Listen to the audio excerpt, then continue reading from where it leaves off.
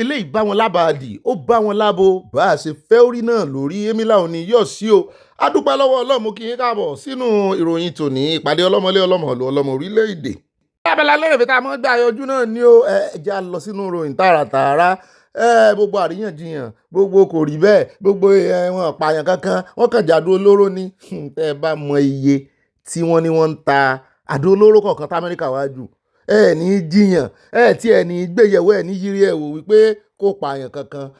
adúpẹ́ lọ́wọ́ Ọlọ́run àwọn iléèwé ìròyìn tí wọ́n gbójú gbóyà bíi BBC Pidgin bíi Arise TV àwọn méjì tẹ́mi ti rí nu wọ́n ti rìnrìn àjò wọ́n ti lọ sí ibi tíṣẹ̀lẹ̀ ti ṣẹlẹ̀ gbogbo ibi tí Amẹ́ríkà dárúkọ wípé location táwọn jù sí rèé ní Sokoto gbogbo bẹ̀ ni wọ́n ti dé wọ́n sì jẹ́ wa lábọ̀ àwọn aráàlú àwọn ará agbègbè ibẹ̀ tó mọ ibi tí àwọn lákúráwá tán sodo sí àwọn bandits àwọn agbésùmọ̀mí wọ́n ní wọ́n pa wọ́n. wọ́n ní kò sì mọ níwọ̀n wọ́n ní lẹ́yìn tán pa àwọn sẹ́ẹ̀tì kan tán wọ́n ní làwọn kan tí orí kó yọ náà bá ń du náà bá ń sá náà bá ń du wọ́n ní lóòótọ́ wọn pa aráàlú ṣùgbọ́n wọ́n pa àwọn aráabí nínú bọ́ńkà wọn nínú hòmù ń sọ náà lánàá mo ní bọ́ńkà máa wà ńbẹ̀ yẹn wọ́n níbi tó ti ń ṣe IED explosive ni gbogbo kìíní ta fọ́nrán tá a fi hàn yín lẹ́nu ọjọ́ mẹ́ta yìí tí wọ́n ń lé sí títì tí wọ́n ń tẹ́ sójú títì kan fẹ́ kí àwọn ológun gbabẹ̀ ṣùgbọ́n táwọn ológun tán lọ bẹ̀ lọ detonate ṣùgbọ́n kékeré nù kò wá sàríyànjiyàn mọ́ nítorí wọ́n tún gbé gbèsè mi wọ́n tún dáná yá wọn ní Zamfara arọra fi ìròyìn kan tó yín létí lánàá pé over 700 mẹ́mbà ọmọ ISWAP náà pa ẹ wò nígbà tí ilé òfin mọ́ lónìí àti rí ẹ̀rí àrídájú kò sí kálọ kábọ̀ nú eléyìí àfẹ́ lójú nínú àkójọpọ̀ ròyìn Rufai Oseni náà látara àwọn kúrú tó lọ bẹ̀ tán jẹ́ wọn lábọ̀ ọ̀hún náà sọ̀rọ̀ lé lórí ìyẹn ní ti Sokoto ṣùgbọ́n ti Zamfara tán ti pa over 700 wọ́n náà sì ń ka àwọn èèyàn lọ wọ́n sì ń rí òkú náà ni wọ́n ń kà wọ́n amú wọn bọ̀ lónìí náà ni kò ní í dọ̀là bẹ́ẹ̀ náà ni àwòrán àwọn òkú yẹn àwòrán wọn wà abúlọ̀ ẹ̀ díẹ̀ ṣá. n ta sí ẹ̀xpẹ́ẹ̀tì kí àwọn oníwèé ìròyìn ṣe rèé kàn náà mọ́ jókòó rẹ́gẹ̀dẹ̀ sójú kan kọ́mọ́ mọ́ retí wípé àwọn ọmọ ológun ti ń dáná yá wọn náà tó mọ́ fi àwòrán ránṣẹ́ sí wọn àwọn ọmọ ológun eléyìí tí ẹ ti ẹ̀rí ti sátáláìtì àwòrán sátáláìtì wọ́n pa ségesège sí wọn lára ń bẹ̀. àyà ni tẹjúmọ́lá ló ń fi ṣe tẹjúmọ́lá onírin òun sáà ń wo àwòrán sátáláìtì yẹn ni pé àbí ó jọ tọjọ́ sí ni sójọ tọjọ́ sí ó fi bí kankan ara jọra wọn eléyìí ó yàtọ̀ gédégédé inú mi dùn ayọ̀ mi kún. ẹ bá ń pa àwọn oníyẹ̀yẹ́ àlẹ́ àmùdá àwọn èèyàn gún mi bọ́ọ̀ bá gba ti Sokoto wọ́n gbà ti Zamfara àtúnwò ń tán sọ lórí eléyìí àtàsàrí dòkúbọ̀. àyà mi bú sẹ́rìn ó ní wọ́n ti mọ̀ jàgbẹ́ sára bẹ́ẹ̀ jẹ́ kó ń bẹ́ o ẹ jẹ́ lọ sínú ìròyìn ti ìṣẹ̀lẹ̀ tó ṣẹlẹ̀ gbogbo yín lẹ́ẹ̀ ti gbọ́ ọmọ mọ̀ ìyẹn ti Anthony Joshua ó mà ṣe wá ń kàyéfì o ojoojúmọ́ láyà sì mọ́ tẹnu mọ́ tọ́rọ̀ bá ti kan ọ̀rọ̀ Anthony Joshua pé galegale rẹ̀ Nàìjíríà ń pọ̀ ju àwọn èèyàn tó ń rántí wọ́n rán létí o wọ́n náà kìlọ̀ fún pé kí ni ń wá lẹ́yìn gbogbo àwọn olórí Nàìjíríà pé ńgbà táwọn olórí Nàìjíríà náà tán tún wá dára tán bà nǹkan jẹ́ wọ́n tún fi Kẹ́mi Badenoch wọ́n fi ń bú Anthony Joshua wọ́n ní ṣe bí èèyàn rèé ojoojúmọ́ yóò wálé ọdún iléyà yóò wálé ọdún eléyìí kò sí ní tó burú ń bẹ̀ ṣùgbọ́n mọ́ rọra ilẹ̀ ń yọ̀ àti kìlọ̀ fún gálegálé rẹ̀ nígbà tó lù sí ìjà gan a sọ fún ẹ wá àwọn méjì àwọn ọ̀rẹ́ rẹ̀ méjì tó bá wá àwọn ọmọ orílẹ̀-èdè UK bá a ṣe gbọ́ àwọn náà parẹ́ máyé àwọn méjèèjì wọn kò tí ì pé 12 hours náà dé sí Nàìjíríà báyìí àwọn náà parẹ́ mo ní ṣe 30 December lẹ́yìn náà tún wá ṣe lẹ́yìn àbọ̀n tí ì parí 30 December ni ṣùgbọ́n wọ́n ní ilé bàbá ẹni ìbọmọlẹ́rù wọlé adúpẹ́ pé orí kò yọ at least ṣùgbọ́n àwọn tó wá kú ńkọ́ àwọn tó pàdánù ẹ̀mí wọn ńkọ́. ìbéèrè ẹyọ kan ṣoṣo báyìí ló wà lẹ́nu gbogbo àwọn tí ń kọ́mẹ́ǹtì lábẹ́ ìwé ìròyìn kan UK tíbi tó ti post ẹ̀ wọ́n ní kí ló wá lọ Nàìjíríà ọ̀pọ̀lọpọ̀ gan mọ̀ pọ́mọ Nàìjíríà ni. èmi ò ní ìdílé wọn náà ti ń ṣe ohun ò sì sọ pé àwọn àgbálẹ̀ wọn ni wọn ò náà lájẹ̀ ńlé wọn wọn ò náà lóṣù ńlé wọn o àwa tá àti ẹ̀ wà ní diaspora gbogbo mentality yẹn ó ti parẹ́ lórí wa ṣùgbọ́n síbẹ̀ náà ó yẹ kéèyàn máa ṣọ́ra ìṣọ́ra lóògùn àgbà kàlẹ́kàlẹ́ sáré lọ Nàìjíríà ó ti mú flag Nàìjíríà ó ti ń ó ti pọ̀ jù. mo rò pé kọ́ọ̀rọ̀ èèyàn sọ fún pé bí sùn ẹni bá ta àmọ́ fọwọ́ bò ní kò mọ̀ pé gbogbo àgbáyé ló mọ iye tó ń gbà pàápàá jùlọ ìjà tó ṣe ẹ̀jà tán yẹn kì í ṣe tó bá lọ Nàìjíríà àti gbogbo arúgbó ilé wọn arúgbó mi àbá ara ilé wọn mi yóò mọ expect pé bó tiẹ̀ ṣe 20 million naira kò fóun kí lẹ̀ ń sọ wọ́n wọ́n bolówó plan owó rẹ̀ mọ́ ní Nàìjíríà mo ti rẹ́ ń torí ìyá owó èèyàn fẹ́ fún ọ lówó o sì ń tọrọ owó lọ́wọ́ rẹ̀ ní o kò tí ì lóhun ó fún ọ èèyàn sì kú fẹ́ nìyẹn ó sì mọ̀nù lọ́wọ́, ìwọ sì ń sọ fún pé ṣé kò rè wá owó yẹn yá tí ó bá mọ̀nù tán tààrà ẹ̀ wálẹ̀ tí ò sunkún mọ́ torí èèyàn kú fún un pé yóò wá san gbèsè yẹn ó fẹ́ lọ yá gbèsè lẹ́ẹ̀dẹ̀ lọ́rùn nǹkan ọmọ fọ́ ní Nàìjíríà yẹn kan tún wá mọye tó ń gbà kí news gbé ìwọ tó jẹ́ celebrity ẹlẹ́sẹ̀ Nàìjíríà ló ń ṣe.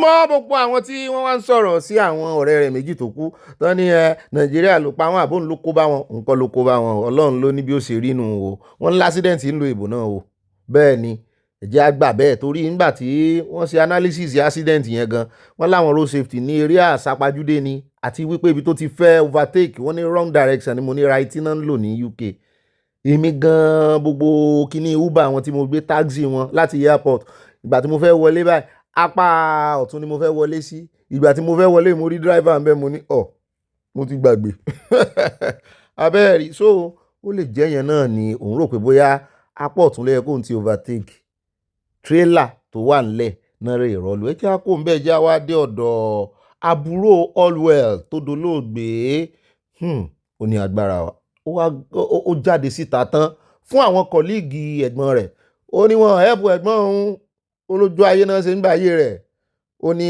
ó wá kú tán wọ́n ń sáré post ẹ̀ tó bá ṣe fíìmù jáde wọ́n ní post ẹ̀ o párá táwọn ọmọ Nàìjíríà bá dáhùn náà bá tún bẹ̀rẹ̀ sí bú àbúrò rẹ̀ wọ́n ní kó lè jókòó jẹ́ wọ́n ní báyé ṣe rí nìyẹn. pé ṣé òun ò mọ̀ pé owó epo láráyé ń bá ní ńlá ni wọ́n ìbá ní láwọ̀ ẹ̀jẹ̀ èmi àtàyà jọ ṣe pọ̀ lẹ́ẹ̀kan náà ni. All on herself and friends. Then we have Ojo, all of una. The man she feel. Man, I don't remember say my sister carry all of una join body. Na think all that meji you, Owo ni koko, e man wale wa she feel. Da ole bere to we gbe Ogbeni mora. But when you she feel gbogbo jagun everything they say this one that one she feel always in me. But now you guys are posting my sister. Say happy marry our sister, our producer, our director. Did you guys ever promote any of our movies? Did you guys promote any of Banker TV for her? Emma, once again, you guys should stop posting my sister. You guys don't know her age. She's not 43. Okay? So if someone is 43, then how old am I? Are you guys mad? Such anything at all are you? Oh no, why you guys posting her? Please don't post my sister, please. Everybody will post all the rest in peace, all the rest in peace. ó dá o wọ́n ní aláyé ń sayé rẹ̀ lọ́wọ́ àwọn èèyàn ti move on wọ́n sì ní ibi tí ẹlẹ́kùn ti ń sunkún bẹ́ẹ̀ náà ni aláyọ̀ ń yọ̀ o kò papọ̀ mọ́ra wọn o kọ́lọ́mọ́jẹ́ àsunkún kámọ́rògùn ẹ̀kún ń ló dífá fún Osimhen ìkan lára àwọn ìràwọ̀ agbábọ́ọ̀lù Nàìjíríà bẹ́ẹ̀ náà ló ń ṣe gudugudu méje yàyà mẹ́fà lókè òkun bó ti ẹ̀ jẹ́ pé àwọn wòlíì kan ríran sí lọ́jọ́ sí wọn ní kò ní í ṣe dáadáa pé ó tiẹ̀ lè mọ́ rògbòlò mọ́ ṣùgbọ́n a dúpẹ́ lọ́wọ́ Ọlọ́run àwọn tí ń sọ̀rọ̀ olófo nìyẹn ológo gangan leléyìí Ọlọ́run ò sì ṣe lólógo àná wọn lòun náà wá tẹ́ra rẹ̀ sí rẹpẹtẹ nínú ọjọ́ òbí rẹ̀ ibi tá a ti ń bájó tá a ti ń bayọ̀ Diamond ló fi sọ́run yẹn wọ́n ní pàǹpà ló gbé sọ́run mo ní sókàn tóbi ni ṣé kàràtì ẹ̀ náà tóbi wọ́n ló wọ́n bí ojú wọ́n ní òun ló sì tóbi jù lágbàáyé happy birthday to you Osimhen ó pẹ́ láyé o. ní mo bá pe àyà mi pé àyà ó ti tó bá ń jẹ́ àmọ́ ń lọ já tẹ̀síwájú àwọn èèyàn dúró dè wá lábára àwọn èèyàn tán sújọ tí wọ́n ń ya fídíò mo ní kí tún ló ṣẹlẹ̀ ń bí ṣé ìtúnṣe àdó olóró wọn làbújá rè wọ́n ní àdó olóró òdà àbújá bí mo mọ̀ dẹ́rù bá àwọn èèyàn ni mo ní rárá mo ń béèrè ní ebi náà ni mo rí wọ́n ní ọwọ́ tẹ àwọn méjì kan ni kí náà ṣe ìṣe èèyàn náà jóná yìí wọ́n lẹ́rìí èèyàn ni o wọ́n ní gbogbo bẹ̀ ní rùn bí ìgbà téèyàn bá ń sun ẹran wọ́n ní bó ṣe rí náà nù ilé ìlágbára o ẹ̀yìn àwọn èèyàn náà wọ́n ní one chance wọ́n láwọn ní one chance tó máa ń ṣe one chance lábújá mo ní wọ́n ti ń sọ ti pé wọ́n ló pọ̀ lábújá bẹ́ẹ̀ ni wọ́n láwọn èèyàn ò tiẹ̀ sopọ̀ mọ́ wọn lọ sí ọ̀dọ̀ àwọn ọlọ́pàá wọ́n náà ṣèdájọ́ ọwọ́ fún wọn ni mo ní sì ṣèdájọ́ ọwọ́ fún àwọn agbésùmọ̀mí báyìí ṣèdájọ́ ọwọ́ fún wọn. One chance. Oh. So who wants them?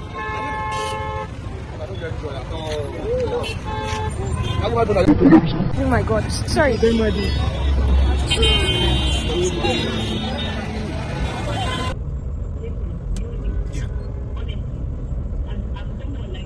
ilé ìlágbára o àyákítúnlé òkè àjókù létí tíná mú ní Èkó ló dàbí Gaza yìí bí ìgbà tán ju àdó lóró síbẹ̀ Èkó lórí báyìí ogun ò dáa o mo rò pé Gaza mo rò pé kíní Gaza ló fi hàn mí ní àyà já wò dáadáa abẹ́ẹ̀rí ni Èkó ni o kì í ṣe Gaza o Ọlọ́run ṣàánú wọn iná lásán lélẹ́yìí kì í jáde olóró wá jáde olóró wá ń gbà.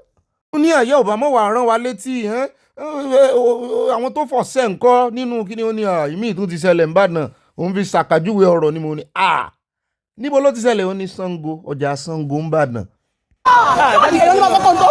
ẹ̀jẹ̀ Jésù.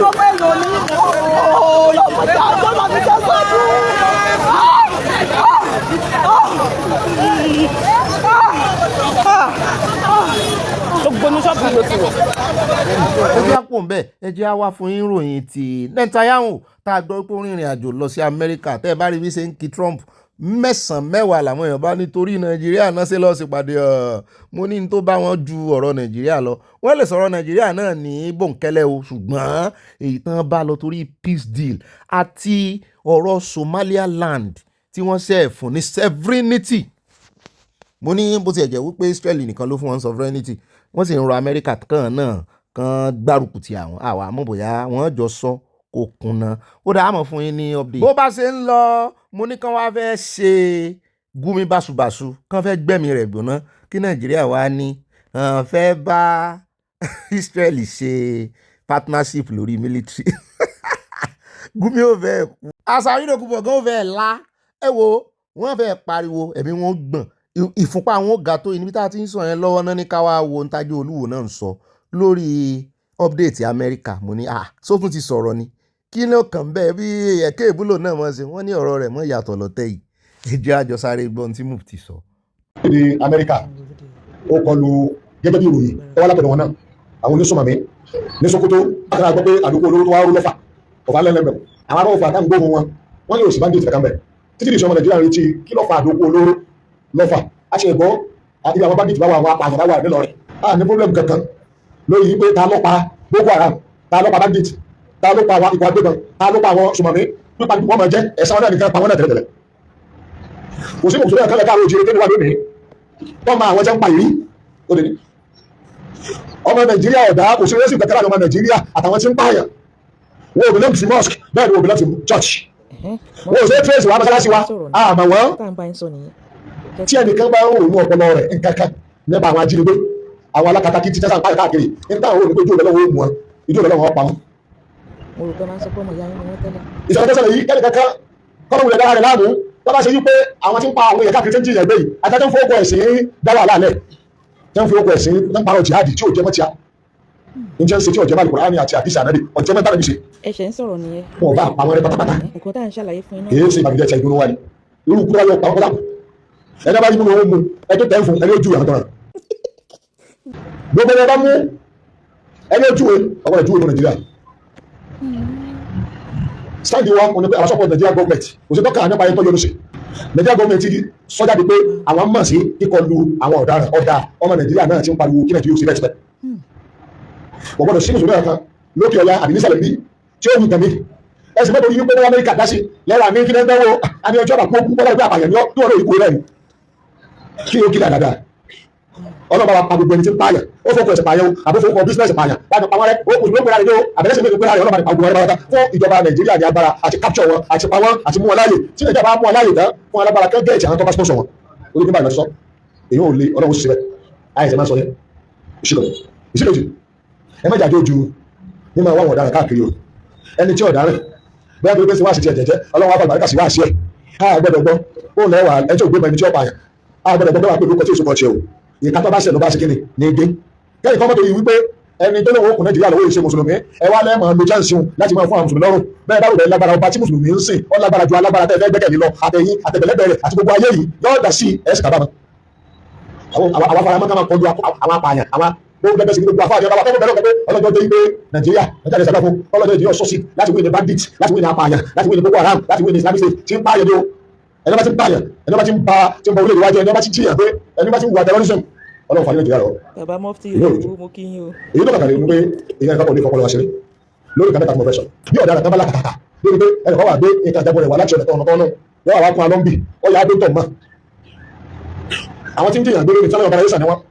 wo ẹ mọ̀jẹ̀ apẹ́jù lórí ọ̀rọ̀ rẹ̀ onílala lẹ́nu ń bẹ̀ lẹ́nu ó tún lè fi ọ̀rọ̀ ẹnu rẹ̀ tún ba gbogbo ẹ̀jẹ̀ nísìn ó ti sọ díẹ̀ nínú tó dáa ṣùgbọ́n àwọn èèyàn lábòsí wà nínú tó sọ náà wọ́n ní tó bá fẹ́ ṣe dáadáa ni kó dáa kọ Gumi pé sọ bó ń gbèsè Gumi lẹ́yìn ṣé bá Amẹ́ríkà tí wọ́n ń yìn ní ìsìn tí ń dọ́gbọ́n yìn wọ́n ti ọ̀pá pọ̀ ọlọ́bọ̀ ń fún lọ́rùn náà ní ṣe ń dọ́gbọ́n yìn wọ́n kò fẹ́ sọ mo rò pé ara condition tán fún un pé irú wáàsí náà fẹ́ máa gbọ́ lẹ́nu rẹ̀ nù kò gbọ́dọ̀ ṣe wáàsí jàgídíjàgan òun náà wà ń nà ká pé àwọn oníjàgídíjàgan ẹ̀sìn níwọ tó ní ìbọn lókù tẹ́ fẹ́ mọ̀ àbí ìṣebí ni bàbá Akéwìgbàgòdù ti sọ fún wa wípé ń pe àkíyèsí àwọn ọmọ Nàìjíríà sí wípé wọ́n kó àyè ìbọn fáwọn àwọn làwọn nìkan sì ní sùúrù tó ní Gumi ó ti fẹ́ kó ìbọn fún ṣé wàá gbọ́n bì jẹta kọ́ ni àbánà ìjẹta ìwọ náà wá ń jáde ní ìsìn wa ní àtàwọn sponsor wọn àtàwọn tó ń ṣe ìjọba Nàìjíríà ti ní àwọn ó pọn ní wò mọ tẹ́lẹ̀ tí rẹ di etí inú rẹ di títa ló fi ń gbọ́ràn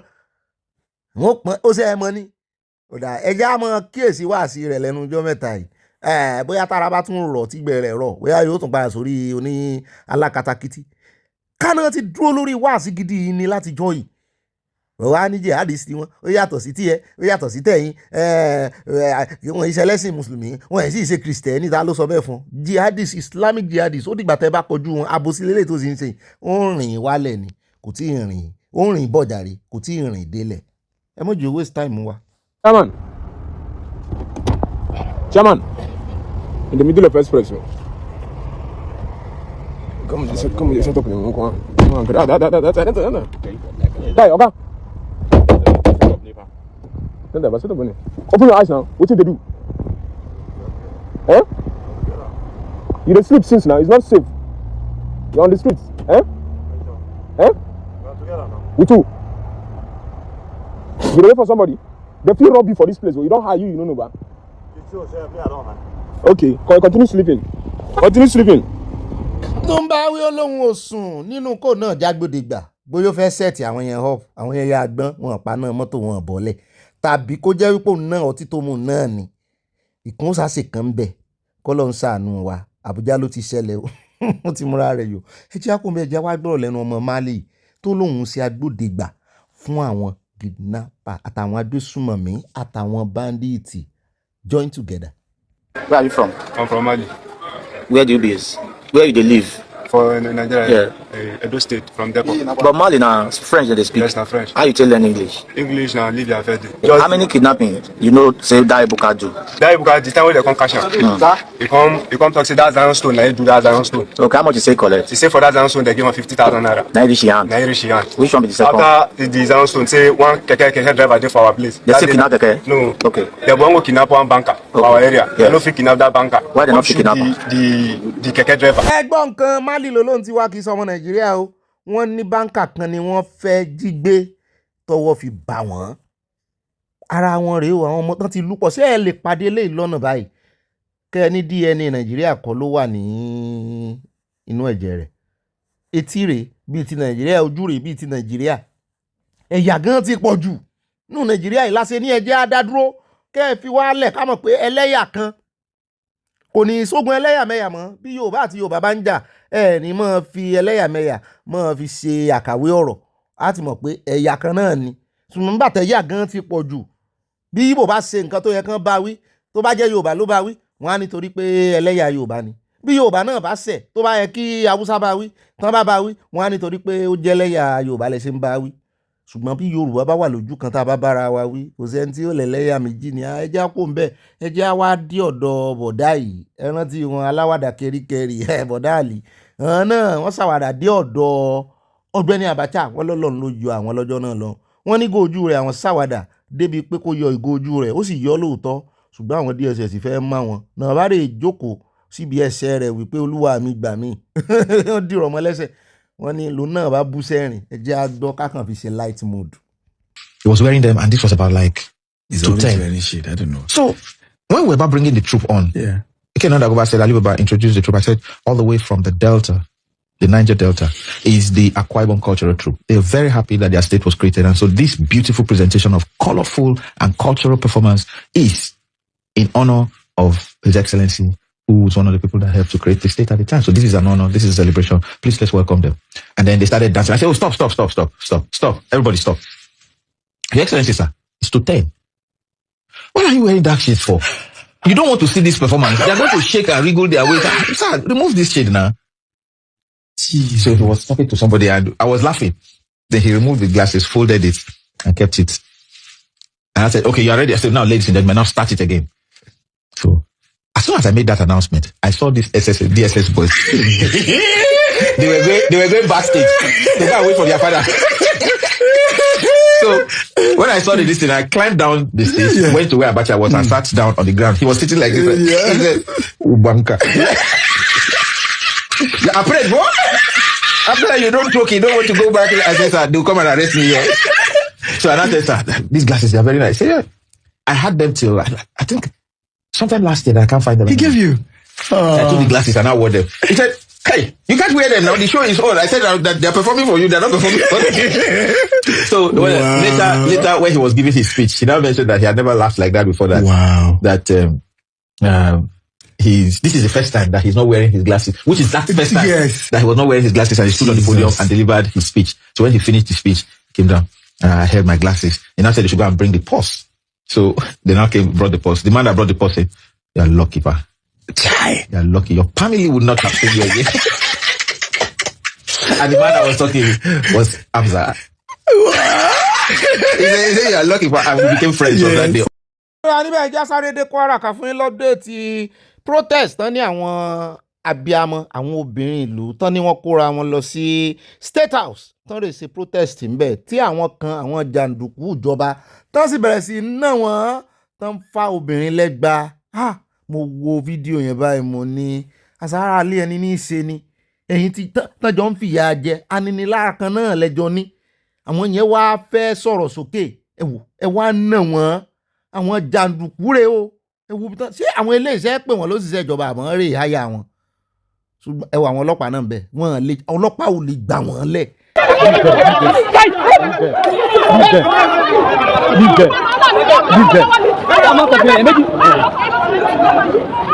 ìwọ́de tán sì ṣe lọ́bẹ̀ náà ni pé wọ́n jí àwọn ọkọ̀ àwọn gbé ìkan wà nínú wọn tó ní láti bí oṣù méjì náà ti jí ọkọ̀ ọ̀hún gbé ìjọba ò ṣe nǹkan kan ẹ wá ná wọn ìwọ tó yẹ kó gbọ̀n lẹ̀ náà wá náwó leave them leave ṣé kò yẹ ká arrest àwọn eléyìí tá mẹ́gbàá wọn lé wọn lọ́wọ́ ìyáálé ilé náà báyìí ṣùgbọ́n gómìnà wọn ti jáde ìgbésẹ̀ tí ó kọ̀ gbé náà ni pé òun ò mọ̀ sí o òun ò rán wọn o ṣé ẹ ti wá mú aṣáàrùn wọn lójú kámẹ́rà ṣé ẹ ti wá mú wọn ní ìsìn ẹ mú ẹ ṣe nǹkan kẹ́kàn jáde ẹ̀ ń sọ̀rọ̀ pé ẹ mọ̀ sí o ẹ mọ̀ sí o ń gbò jẹ́ pé alára mọ́mọ́yà náà làwọn aráàlú náà bó bá tún 500 lẹ́yìn lọ́wọ́ báyìí wọ́n tún gbà lọ́jọ́ ìdìbò.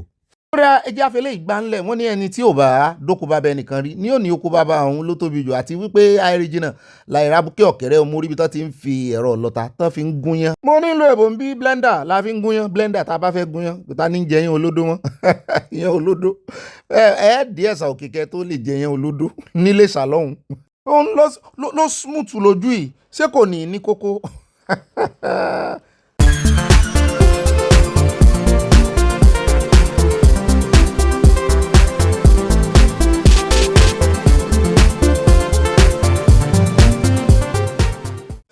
ẹ̀mí àwọn wòlíì agbára rẹ̀ ga púpọ̀ o ẹ̀mí àwọn wòlíì gidi ipá rẹ̀ ga púpọ̀ o ẹ̀mí àwọn wòlíì agbára rẹ̀ ga púpọ̀ o nítorí ohun gbogbo lẹ lè ṣe gbogbo ogun lẹ lè ṣẹ́ àṣetì kò sí lọ́rọ̀ rẹ̀ ipá rẹ̀ ga ó pọ̀ o ẹ̀mí àwọn wòlíì ẹ̀mí àwọn wòlíì ipá rẹ̀ ga púpọ̀ o ẹ̀mí àwọn wòlíì gidi ipá rẹ̀ ga ó pọ̀ o ẹ̀mí àwọn wòlíì gidi ẹ̀mí àwọn àfáà gidi náà sì wà o kì í ṣeré o ẹ̀mí àwọn wòlíì gidi wòlíì là ń kọrin fún wọ́n jẹ́ ń tún yàbàrà ipá rẹ̀ ga púpọ̀ o ẹ̀mí àwọn wòlíì gidi ẹ̀mí àwọn wòlíì òtítọ́ ẹ̀mí àwọn wòlíì ojúlówó agbára rẹ̀ ga púpọ̀ nítorí ohun gbogbo lẹ lè ṣe gbogbo ogun lẹ lè ṣẹ́ àṣetì kò sí lọ́rọ̀ rẹ̀ ipá rẹ̀ ga ó pọ̀ ẹ wo orin yẹn ò fi mí lẹ̀ látànà ìmísí ni wọ́n ní bọ́dà wa kan ló ní ọ̀pọ̀lọpọ̀ àwọn èèyàn ló ti kọ orin yẹn ẹ jọ ẹ má mọ bọ́dà yẹn ẹ bá ń gé fúnra yẹn ẹ bá ń kílìpù ẹ kẹ́ ẹ bá ń fi ránṣẹ́ sí hàn pé ìmísí Ọlọ́run wọ́n ní kán tún orin yẹn kọ ẹni mo ti wọnú ẹ̀mí bẹ́ẹ̀ ni wọ́n ní kán tún orin yẹn kọ orí gbogbo wòlíì kọ́ ní wòlíì ọlọ́run wòlíì báàlì wà ó wà ní ìwé mímọ́ bẹ́ẹ̀ náà ni àwọn wòlíì ìgbẹ̀yìn ayé kan ebi kan ló sì sọ̀rọ̀ lánàá tí ní èèyàn kan ò lè score ẹ̀yìn yẹn sì score. ẹ̀mí àwọn wòlíì gidi wòlíì òtítọ́ àwọn wòlíì ojúlówó ẹ mọ́ kó ẹyẹ lépọ̀ màdíyẹ ẹ mọ́ kó àwọn wòlíì gidi wọ́n sọ wọn ẹ̀mí wọn ní kẹ́ ẹ bẹ̀rẹ̀ ẹ̀mí mímọ́ àwọn nìkan lẹ̀mí mọ́ ń gbénú wọn ṣé ara àwọn wòlíì alálùpàídà àwọn wòlíì onímọ̀ jíìkì àwọn wòlíì politician ẹ mọ́ kó wọn pọ̀ wọ́n yàtọ̀ ẹ jẹ́ á dá wọn yàtọ̀ gédégédé ká mọ rírì àwọn olóòótọ́ tó bá sọ wọn mọ́ níyì wòlíì gidi sọ wọn ẹ̀mí àwọn wòlíì gidi torí náà ẹ̀mí àwọn wòlíì gidi agbára rẹ̀ ga púpọ̀ ẹ̀mí àwọn wòlíì tòótọ́ ipá rẹ̀ ga yéye ẹ̀mí àwọn wòlíì gidi tán dúró tán nínú ọlọ́run tán mú nǹkan mọ́ nǹkan àwọn wòlíì gidi àwọn wòlíì tí ń bá ọlọ́run sọ̀rọ̀ àwọn wòlíì tó jẹ́ wípé wọn gba ẹran ara láàyè àwọn wòlíì wọ́n lè mọ́ lówó lọ́wọ́ wọ́n lè mọ́ ní púpọ̀ ṣùgbọ́n wọ́n pọ̀ nú ẹ̀mí wọ́n dúró tán nú ẹ̀mí agbára ń bẹ bíi tàtijọ́ alágbára lọ́lọ́run ó dá o àyàn kó lè yanjú náà ni àyàn kó lè yàn kó yanjú pérégede ẹ̀mí àwọn àfáà gidi náà wà o ẹ gbàgbé àwọn tó jẹ́ mùsùlùmí bíi wọ́n mọ àwọn àfáà gidi ẹ gbà gbogbo àwọn tó ń ṣe kinní lórí ẹ̀rọ kinní káàkiri ẹ̀mí àwọn oníṣẹ̀ṣe babaláwo gidi náà sì wà ẹ̀mí kan náà ní lò wọ́n funfun nẹ́nẹ́ mo sì ti sọ fún arímbì ẹ̀yin tẹ́ lóye jọ á lọ ẹ mọ̀ jẹ́rìí mi wípé kò sí pé ẹ̀mí kan ní ẹ̀mí sàtáánì ẹ̀mí kan lẹ̀mí ọlọ́run kò sí tó ń jẹ́ bẹ́ẹ̀ ẹ rántí ọjọ́ tí mo sọ kò sí tó ń jẹ́ bẹ́ẹ̀ kò sí pé ẹ̀mí kan ní ẹ̀mí òkùnkùn tàbí ẹ̀mí kan ní ẹ̀mí ìmọ́lẹ̀ ẹ gbọ́ mi yé ẹni bóbi tún ti dé ẹni bo ni mo tún wà yín lọ kò sí tí ń jẹ́ bẹ́ẹ̀ yín mọ́ mi tẹ́ jọ alọ́nú ẹ̀mí rẹ̀ kò sí tó ń jẹ́ pé ẹ̀mí òkùnkùn lélẹ̀ ẹ̀mí ìmọ́lẹ̀ lélẹ̀ ń tó o bá fi ṣe ní ó dìfá bóyá ẹ̀mí òkùnkùn ni àbẹ́mi ọlọ́run ni ẹ̀mí kan náà ẹ̀mí ẹyọ kan ṣoṣo náà ẹ̀mí ọlọ́run òun ló ní gbogbo ẹ̀mí òun ló ba lórí gbogbo ẹ̀ ẹ̀mí kan ṣoṣo ọ̀dọ̀ ọlọ́run ní gbogbo ẹ̀ ti wá gbogbo ẹ̀mí tá à ń lò bó bá ṣe wá lò ní ó dìfá sókùnkùn ni wọ́n ń lò sàtáánì tó jẹ́ Lucifer tó jábọ́ kúrò níbi gíga ibo ló ti rí agbára rẹ̀ ibo ló ti rí ebo súnmọ́ ọlọ́run pẹ́kípẹ́kí ṣe bá àtàrà ọlọ́run ló ti jèrè agbára nígbà tó kí ló wá ṣe tó fi lose tó fi rí jábọ́ ó hùwà ìgbéraga nígbà tí wọ́n ná wá lè sáyé ṣé bíbélì sọ pé wọ́n gba agbára lọ́wọ́ rẹ̀ ẹ̀ dáhùn gbogbo agbára tó ń lò ní ìsìn tí wọ́n ní ọ̀dọ̀ sàtánì náà ti jogún ẹ̀ tó ń pè ní agbára òkùnkùn ṣé bíbélì sọ wípé nígbà tán lé sátánì sílé ayé ṣé bíbélì ní ọlọ́run gba agbára tó fún un ó fẹ́ dàbí ọlọ́run ìgbéraga tó síwájú parun rẹ̀ ó sì parun ṣùgbọ́n ọlọ́run ò gba agbára lọ́wọ́ rẹ̀ ó yọ̀ǹda ẹ̀ fún pé ìwọ̀nba tó mọ̀ ẹnu òròpó ti mọ̀ tán ni ṣùgbọ́n tí sátánì wá fi ń ṣe òun ló jẹ́ káwọn èèyàn máa ní agbára òkùnkùn agbára tó lọ́run fún láti kọ́ṣe yẹn náà ni kò change ẹ̀ kò sì gbà lọ́wọ́ rẹ̀ ṣùgbọ́n èyí tó ju tiẹ̀ lọ tí ò tí ì mọ ibi tí ò tí ì mọ̀ dé ẹmọ ẹ̀kọ́ sẹ́ni kan tó lè dànù kò tí ì mọ̀ nǹkan kó rò pé ó ti mọ̀ jù ni so kò sí pé agbára kan ọlọ́run dá agbára kan ó dá ní búburú ọlọ́run ò dá búburú ó wá dá kan ó wá dá irọ́ ẹ rí wípé nígbà tó dálé ayé gan ó sì ń ya ìmọ́lẹ̀ yàtọ̀ sí òkùnkùn ni inú òkùnkùn náà ló ti wá pe ìmọ́lẹ̀ jáde mo gbé yín rìn jù èyí lè ṣíwájú èmi gan tẹ̀lé yín ni inú òkùnkùn tẹ́yìn ń bú yìí ẹ wo kò sí nǹkan kan tí ò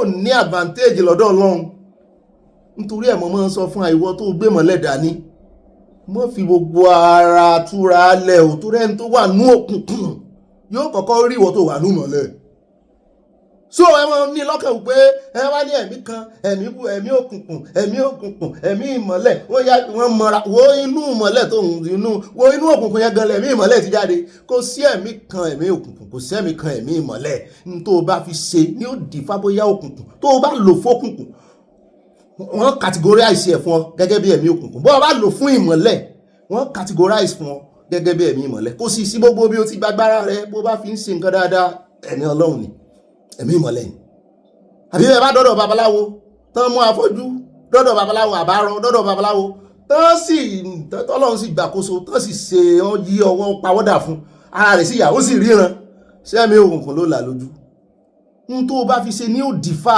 agbára kan náà ló wà lọ́wọ́ Ọlọ́run èyí tí mo fi ṣẹ̀ṣàmpùn pé agbára tó fún Sátánì kò tó Lucifer kò tó di Sátánì kò gbà lọ́wọ́ rẹ̀ iṣẹ́ tó fi ṣe ló dífá ó dá ẹmọ́ jẹ́ ń gbé yínrín jùlọ àwọn kan ti mọ̀ jiyàn báwọn pé ibo ló tún gbé wa lọ ẹni tí ò bá yí kó béèrè béèrè yóò yá kò ní yẹ ẹlẹ́bàárọ̀ yín náà nípa bí wọ́n débẹ̀ mú gbé yínrín inú ẹ̀mí àwọn wòlíì agbára rẹ̀ ga òkò ń ló dífá orin tí mo kọ pé gbogbo wòlíì kọ́ ló wà ní ìmọ̀lẹ̀ gbogbo wòlíì kọ́ ló súnmọ́ lọ́hùn wò hàn kan wà wọ́n pawó ni ẹ mọ́ fi ẹ jẹ́ ká yà ẹ jẹ́ ká tọ̀ ẹ jẹ́ ká yàn kó lè yanjú àwọn wòlíì àní kó àwọn wòlíì tí ó gbádùn mọ́ àwọn bàbá wa dáadáa tó gbádùn ọ̀pọ̀lọpọ̀ àwọn tó dá yan orí òkè lẹ́ẹ̀bà wọn tí ò dá náà lórí òkè ó dá o ibà ròyìn náà nípa gbọ́n débẹ̀ ibà yànnà ibà Sanawole ibà kanjọ́ abẹ́ǹkó ibà lọ tààràtàrà tọ́rọ̀ bá ti dọ̀rọ̀ òtítọ́ àtòdodo sàn báyìí láàrin ajé ní múni pẹ̀kọ̀rọ̀pẹ̀kọ̀rọ̀ sùn tó bá ti kófìrí pẹ́ tó ń bá rìn kò rìn sàn pẹ̀lú rẹ̀ ìwọ rìn inú mọ́lẹ̀ òun rìn inú òkùnkùn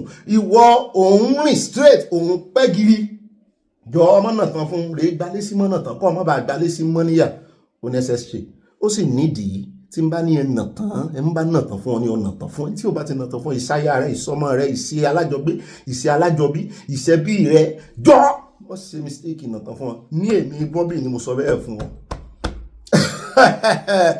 bẹ́ẹ̀ náà ni ẹ lè pè ní ibà rìn gínìgínì ibà fayọ̀ kọ́ọ̀tì ẹ̀mí náà ni mò ń jẹ́ ibà kùndùsì ibà amúlòdùn iná rèé o ibà ayọ̀ mi kún ayọ̀ mi pọ̀ sí ibà aráàánú gbà èmi náà ní ibà arójú rere àtànúgbà ọmọdàpọ̀ mẹ́sì fún wa lọ́run lójú orí bẹ́ẹ̀ ibà yápẹ̀ ibà kà síwájú mọ́mí lújẹ̀sà ibà 5 lines nínú commercial sàn bá mi kan ti ń bínú sí mi bá mi òkè ńlá adédọ̀tun òṣùbàdì o mo gbé kùndùsì fún ẹ wọ́n bínú a sọ di next year a bẹ̀rẹ̀ rẹ̀ next year torí à ń fọwọ́ wọ́wọ́ ni ẹ̀yin àgbàlagbà àwọn ọmọ kékeré wá sí wá tún mọwọ́ wẹ̀ tá tún fọwọ́ wẹ́wọ́ ọwọ́ tí kọ́wọ́ lè mọ́ náà ní bá mi ó dá alákọ̀ọ́kọ́ nù abala àkórí ìròyìn gbogbo ilé tẹ́ bá pàdé nù Abala Lerefe ayójúlójú fèrèsé ni o ẹ jẹ́ á lọ tààràtàrà sí ọ̀dọ̀ bọ̀dà Wike bọ̀dà Wike bá bẹ̀rẹ̀ sí sọ̀rọ̀ àlùfàǹsà ránṣẹ́ wọ́n ń pàrokò ránṣẹ́ wọ́n fi àròdàn wọ́n fi rán ọmọ kan lọ sí ọ̀dọ̀ Fubara wọ́n ní Fubara tẹ̀tí kò gbọ́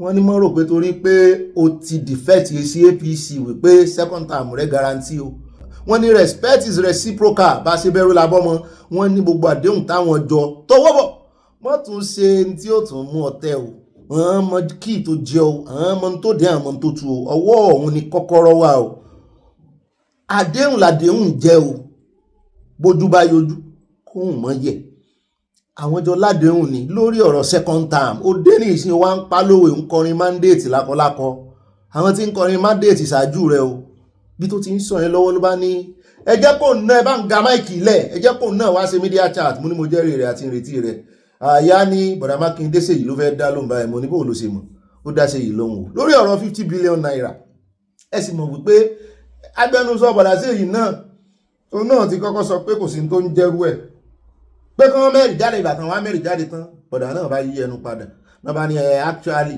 30 billion naira lówó yẹn mo ní ṣé àwọn kí mo sọ fún ìlànà pé tán bá gbé àwọn méjèèjì kẹ̀bẹ̀kẹ̀bẹ̀ ara wọn àti Fáyọ̀sí àti bọ̀dà Ṣèyí Mákindé kò sí èyí tí ń tá mú nù á fi gbogbo wọn pa wẹ̀ẹ́dẹ́ àti wẹ̀dẹ̀wẹ̀dẹ̀ ni gbogbo ọ̀rọ̀ tí Wike sọ à ń bọ̀ lónìí náà ni kò ní dọ̀là bábá kò ń bẹ̀ tán áyà lọ́dọ̀ commissioner for police lẹ́kọ̀ọ́ níbi tó ti ń já wa sí wípé àwọn èèyàn ti ń dọ́gbọ́n wọn ń jíra wọn gbé o mo ní ó dá òfin tó wá ṣe ní ìsìn pé òfin ikú ni ẹ pa wọ́n ẹ ń bẹ́ẹ̀ tẹ́ tọ́wọ́ bá ti tẹ̀ aláṣejù tọ́wọ́ bá tẹ̀ tó ń jiyàn gbé pé ìdájọ́ tó tọ́ sí agbésùnmọ̀mí òun náà ní kẹ́ ẹ dá fúnrú wọn torí wọ́n ti jọ ń ṣe business kan náà business associate ni wọ́n partnership kan náà náà jọ ń ṣe àwọn tó wá ń fira wọn tó ń jíra wọn gbé Nàìjíríà tó wá ń jíra wọn gbé ńkọ́ tó ń ṣe set up ṣé tọ́wọ́ bá bá àwọn náà tẹ̀sí rí pé àwọn náà set up ara wọn àtàwọn tó tọ́jọ́ ṣe set up ṣe ẹ pa wọn ni à ń bọ̀ ń bẹ́ ọ̀gá ọlọ́pàá wọn gànù sí máa bàbá kò ń bẹ̀ tán àwọn èèyàn ń bi wá lọ́tún lóṣèmí àti mọ́ mi kan á pẹ́ lórí aago lánàá for a long time mo ti pè wọ́n ti pẹ́ wọ́n wá ta sí mi èmi náà wá ta sí wọn aṣáàjọ ń dọ̀wẹ̀kẹ́ wọ́n wá ní omi ló ń kọ àwọn lórí ọ̀rọ̀ USA tó wá ran Nàìjíríà lọ́wọ́ bí wọ́n náà ju àdó olóró ò lè tó báyìí kó mọ́ pa èèyàn Ọ̀gbẹ́ni Bobby wà rí fọ́nrán kankan ẹlẹ́rìí fọ́nrán kankan ẹ̀ tí rí ẹ tó lè sọ wípé lẹ́yìn ìgbà tán ju àdó olóró yẹn wọ́n wá lọ ọbẹ̀ wọ́n wá rí òkú àwọn èèyàn lẹ̀ sí bí a máa ń rí ọ̀kadà nídìí wọn ṣé ń dárúkọ mọ́ mi yẹn wọ́n láì kìkì wọ́n dárúkọ mọ́ mi Mọ́tọ́lá ní ó jáwé lẹ́nu mi ni mo mọ́ mọ́ mi Mọ́tọ́lá ní Martins mo ní ẹ mọ́ wọ̀rí mo ní confirmation rẹ̀ ó asátìrí confirmation mi tán ti ju àdó olóró síbẹ̀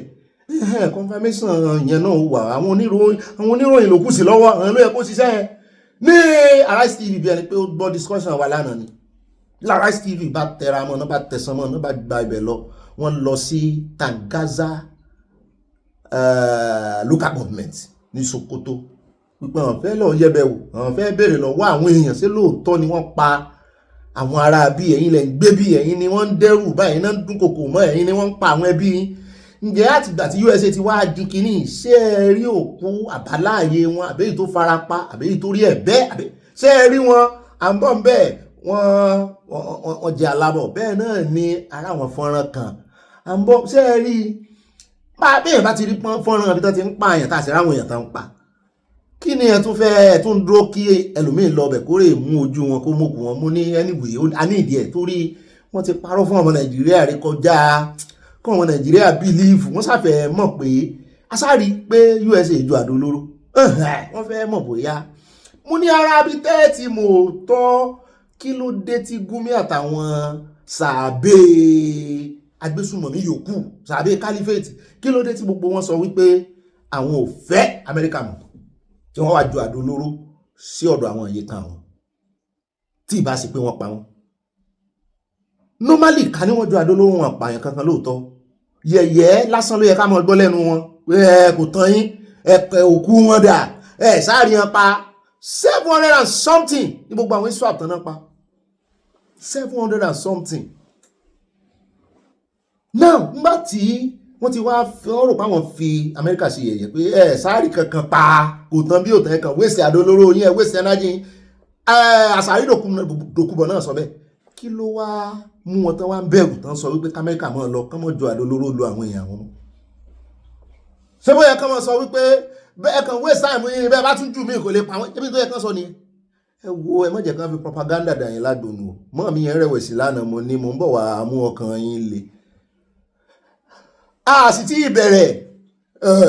ìbẹ̀rẹ̀ season 1 lásán preamble lẹ rí eré ẹ̀yìn ìtàgé lẹ rí tíwájú ìtàgé ń bọ̀ à ń bọ̀ ń bẹ̀ àgbèyìn débẹ̀ bàbá ti wá kó ń bẹ̀ tán a wà lọ tààràtààrà sínú ìròyìn tí ó mọ̀ tẹ̀lé o. bí ọ̀dọ̀ Peter Obi ìròyìn kan láà ń gbọ́ lórí ọ̀rọ̀ Peter Obi wọ́n ní kò dìfẹ́ẹ̀tì àwọn kan ló ti dìfẹ́ẹ̀tì wọ́n nígbà tó wá dìfẹ́ẹ̀tì sínú ẹgbẹ́ ADC wọ́n ní El-Rufai ló fẹ́ ṣe ààrẹ òun ó ṣe gbákejì àwọn kan ní Àtìkù ló fẹ́ bá ṣe gbákejì wọ́n sàn sọ oríṣiríṣi lọ́rọ̀ bá pèsè jẹ láàrin àwọn tiẹ̀ náà àwọn ti Peter Obi movement lọ́rọ̀ bá pèsè jẹ lọ́rọ̀ bá dìhùn náà bá ń bára wọn jà ló máa ń di pé Peter Obi àṣìbáyìí ló ṣe rí táwọn sì gbọ́kàn lé ọ táwọn gbẹ̀mí lé ọ àṣẹ AVP ló fẹ́ ṣe Peter Obi náà bá dáhùn pé bóòlù òun ó ṣe gọ̀ tó báyìí tóun ó fẹnu ọ̀ra bóòlù náà ṣe máa dá yín lágbónú òun bílíìfù gbogbo ẹ̀yin tẹ̀lé òun bílíìfù pé ó yẹ kí ẹ ti gbọ́n ju gbogbo àwọn onípropagandist lọ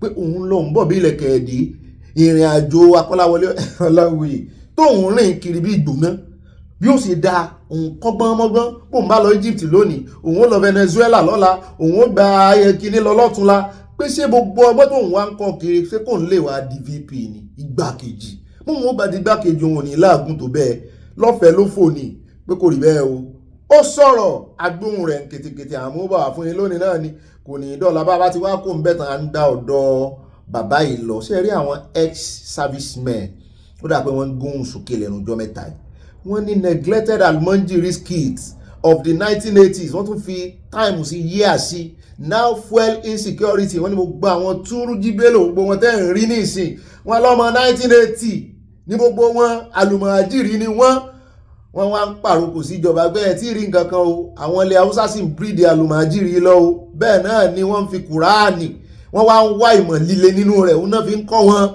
lẹ́sẹ̀ rí nígbà tán bá dàgbà tán rí access síbọn meanwhile a tún gbé yín dé ọ̀dọ̀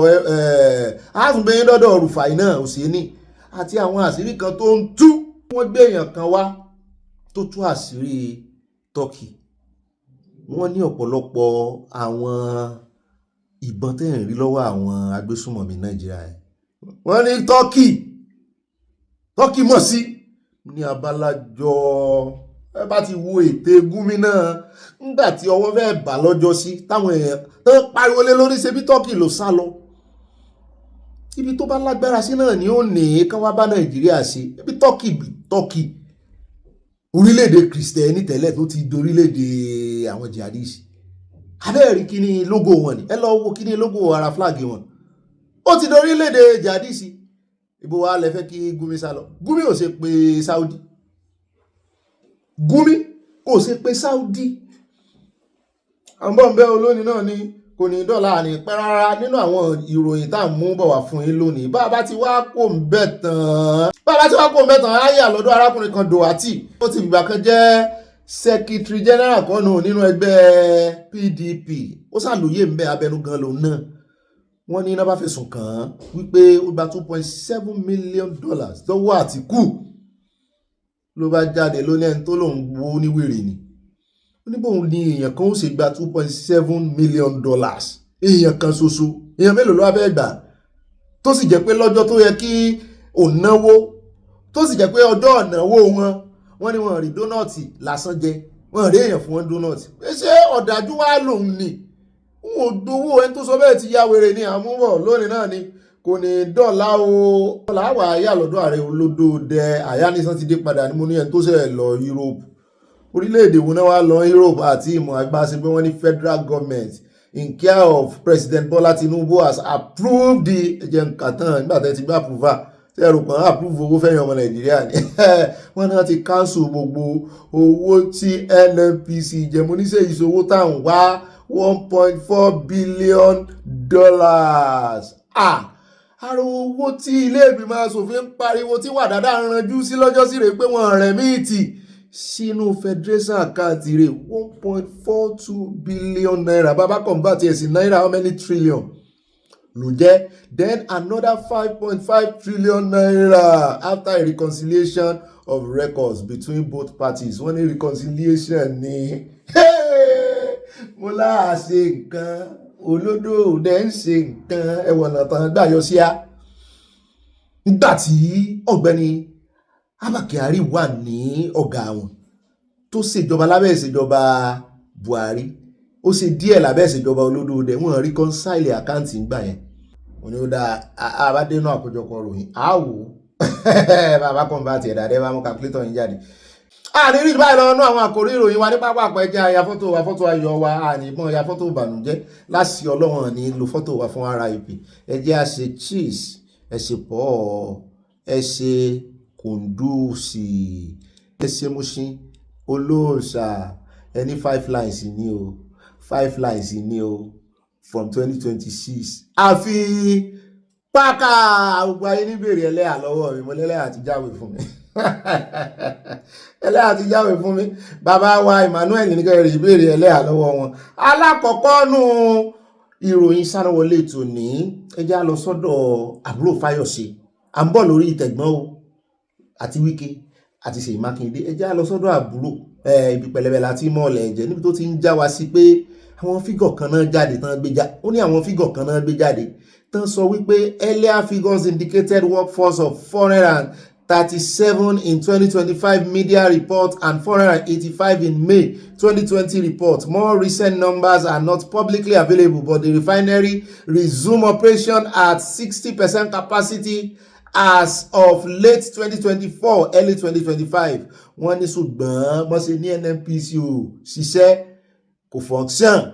Wọ́n ní wọ́n ń gba owó tó ń run into millions of trillion ló pè abáǹtẹ̀sí ẹjọ́ agbọ́lẹ́nu rẹ̀ directly. Only in Nigeria that we have 3 dead refineries and people are still collecting salary. Close to 2,000 people are still collecting salary every month from the dead refineries. Warri Petrochemical, Kaduna Refinery, Port Harcourt Refinery, all of them are dead, producing nothing, bringing in nothing to our country, adding no value. They are dead. Government has spent billions of dollars on these refineries. They didn't work. Up till today, nobody is in jail. Nobody is questioning anybody. Nobody is on trial. And still, close to 2,000 people are still collecting salary, running up to trillion. What a country. You see all these leakages, all these things. With the dead refinery, nobody is in jail. The billions Obasanjo spent, the billions Jonathan spent, the billion Buhari spent, the billions these governments are spending, nobody is accounting for anything. In fact, we don't even know the actual figure that have gone into this. All we know is the refineries are dead and they are not working. But some people are there up till tomorrow collecting salary. Month after month, year after year, they are just there chopping Naija money. Imagine how many leakages like this we have in our country. How can the country grow? No wonder we don't have lights. No wonder we don't have good hospitals. No wonder we don't have good roads. Too many leakages. How can you still be comfortably collecting salary on dead refineries? Even the money spent on it, nobody is probing anybody. You see why we are where we are? And if we continue the way we are going, my brother, in the next 20 years, there won't be no country again. They call us giant of Africa. But come here, come to Morocco, come and see the real giants. We are giants on paper, but in real life, we are dwarf.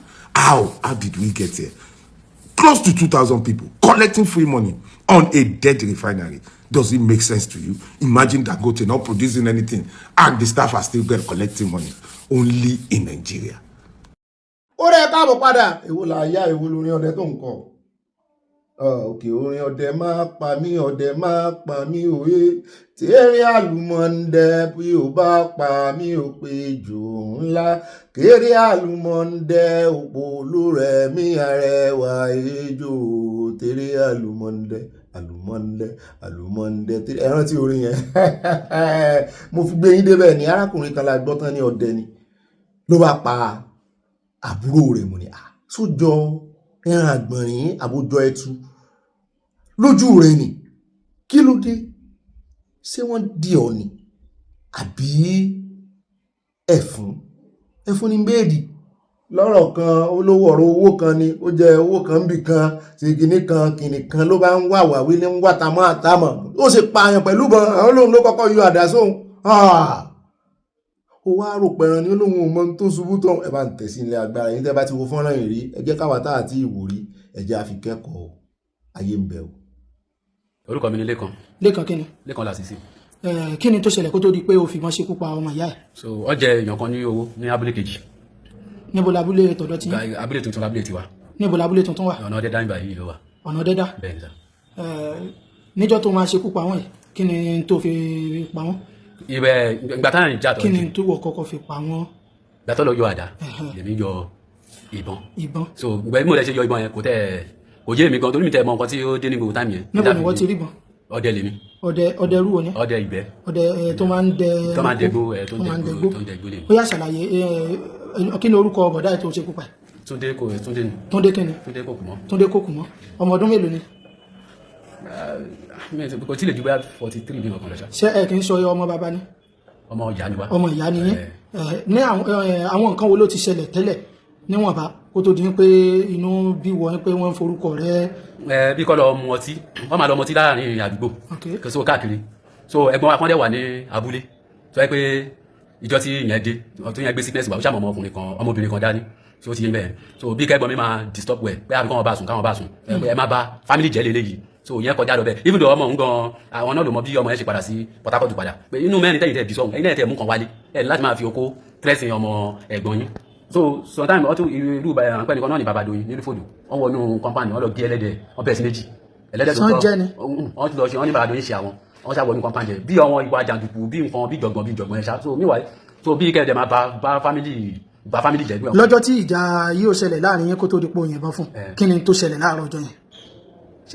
Àárọ̀ ọjọ́ tí nǹkan ìfẹ́ ṣẹlẹ̀ tẹ́lẹ̀ ń lọ sí ọjà.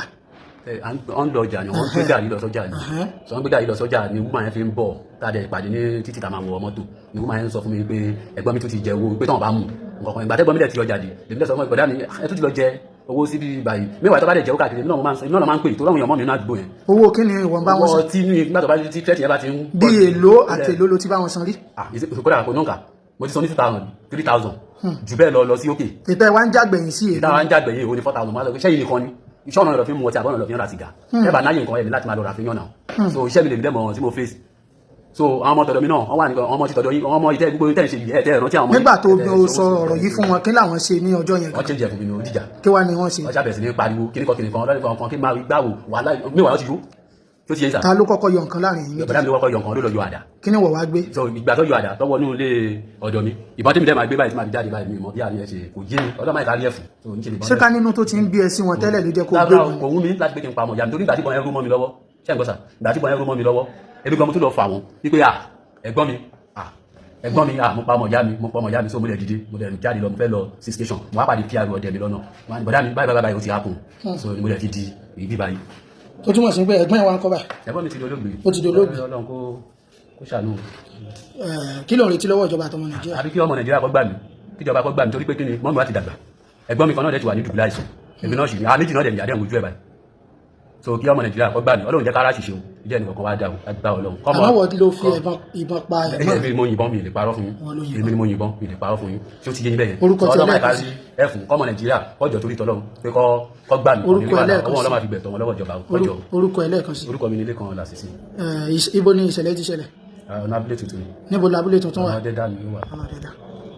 ó dẹ káàbọ̀ padà rí wípé ayé pé méjì kọ́lọ́mọ́ jẹ́ káyé mú wa kámọ́rẹ́ èdè kámọ́rẹ́ fún o ẹ já wá lọ tààràtà ẹ̀ ń bá ní òsàyé irú wọn máa fàyè hàn wọn ni mo gbèdì o ayé ẹ já wá lọ sí Kwara a sì ń lọ sí Ọ̀fà gangan bó bá ń gbọ́ tán ní wọ́n ń gba dátà àwọn èèyàn mo ní ṣé ètò kànìyàn ti bẹ̀rẹ̀ ní sí Ọ̀fà náà ti fẹ́ lọ́ǹchì ẹ̀ ní ayá ní ẹ̀bẹ̀rẹ̀ ọ̀gá mi nù ebá àtijọ́ discourse ẹ̀ wà àkọ́kọ́ mọ́ gbé fún àwọn èèyàn bí ẹni wípé mọ̀ntẹ́ sí mu ní ò serious ọmọ káàsì mi jù lójú kámẹ́rà ṣé bá fi dírámà sí ni àbí ibo ló ti bá tó ti ń karú ròyìn báyìí táwọn fi dírámà sínú rẹ̀ èmi àti ẹ náà ni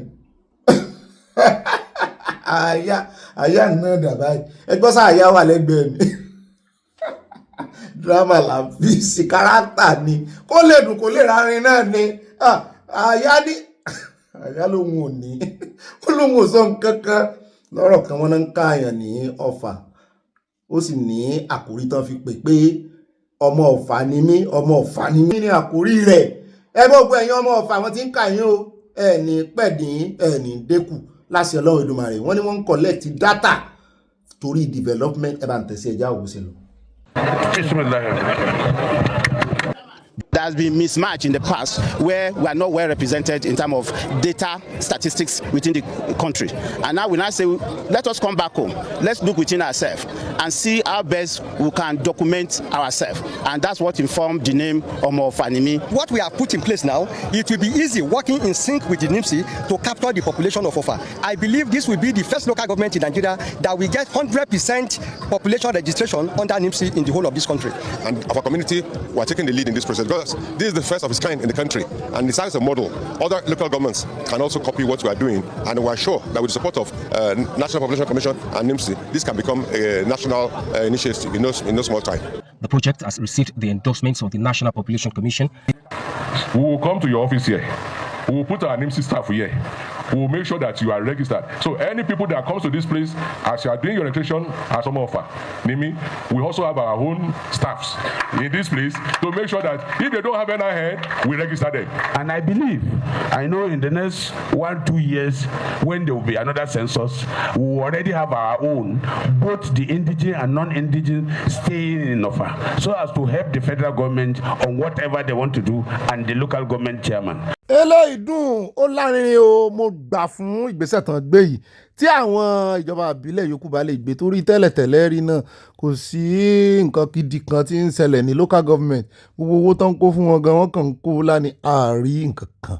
mo ní àyà ó sì dùn mọ́ mi o tí gbogbo àwọn local government àti àwọn state level subnationals náà bá lè mọ gbégbèsè data collection bá ìbàdà tí gbogbo ọba ti ẹ̀ mọyì àwọn èèyàn tán mọyì gbogbo ọmọ Nàìjíríà at national level ó yẹ kí state kọ̀ọ̀kan náà lè mọyì wọn a sọ pé kán rèé ṣe ètò ìkànìyàn independently ṣùgbọ́n ó yẹ kàn náà mọyì àwọn tó ń ṣèjọba lé lórí tọ́sùn bá mọ tiẹ̀ ẹni wọ́n lè dọ̀gbọ́n sí kó ní kálukú lọ́wọ́ sí tiẹ̀ náà ẹ báwọn Fúlàní ti ń pajá lọ́bọ̀ fún àtẹlẹ wọ́n náà làn pọ̀ jù tán sì sínú ìran Nàìjíríà imagine àtọ̀húnrìn wa wọ́n ń sílẹ̀kùn fúnra wọn ni wọ́n ń gbẹ̀yìn kò lè sílẹ̀kùn fún wọn ni ẹ jẹ́ á kó ń bẹ̀ jàre ẹ jẹ́ á wá tẹ̀síwájú ẹ jẹ́ á dé Benue níbi tá a ti rí under my post mo ló tiẹ̀ ti gbọ́ tá a ti gbúrò rẹ̀ níbi tó ti ń kàn lábẹ́ fún gómìnà wọn ń bẹ̀ Ọlọ́run jẹ́ kankan jẹ́ ó ṣe kejì àwọn èèyàn ti ẹ̀ gbàdúrà fún kò náà ṣe kejì ìyẹn àlìyá asint tó pín wíbarò fún ọlọ́jọ́ sí tó ní kò sí ti ń jẹ́ Christian genocide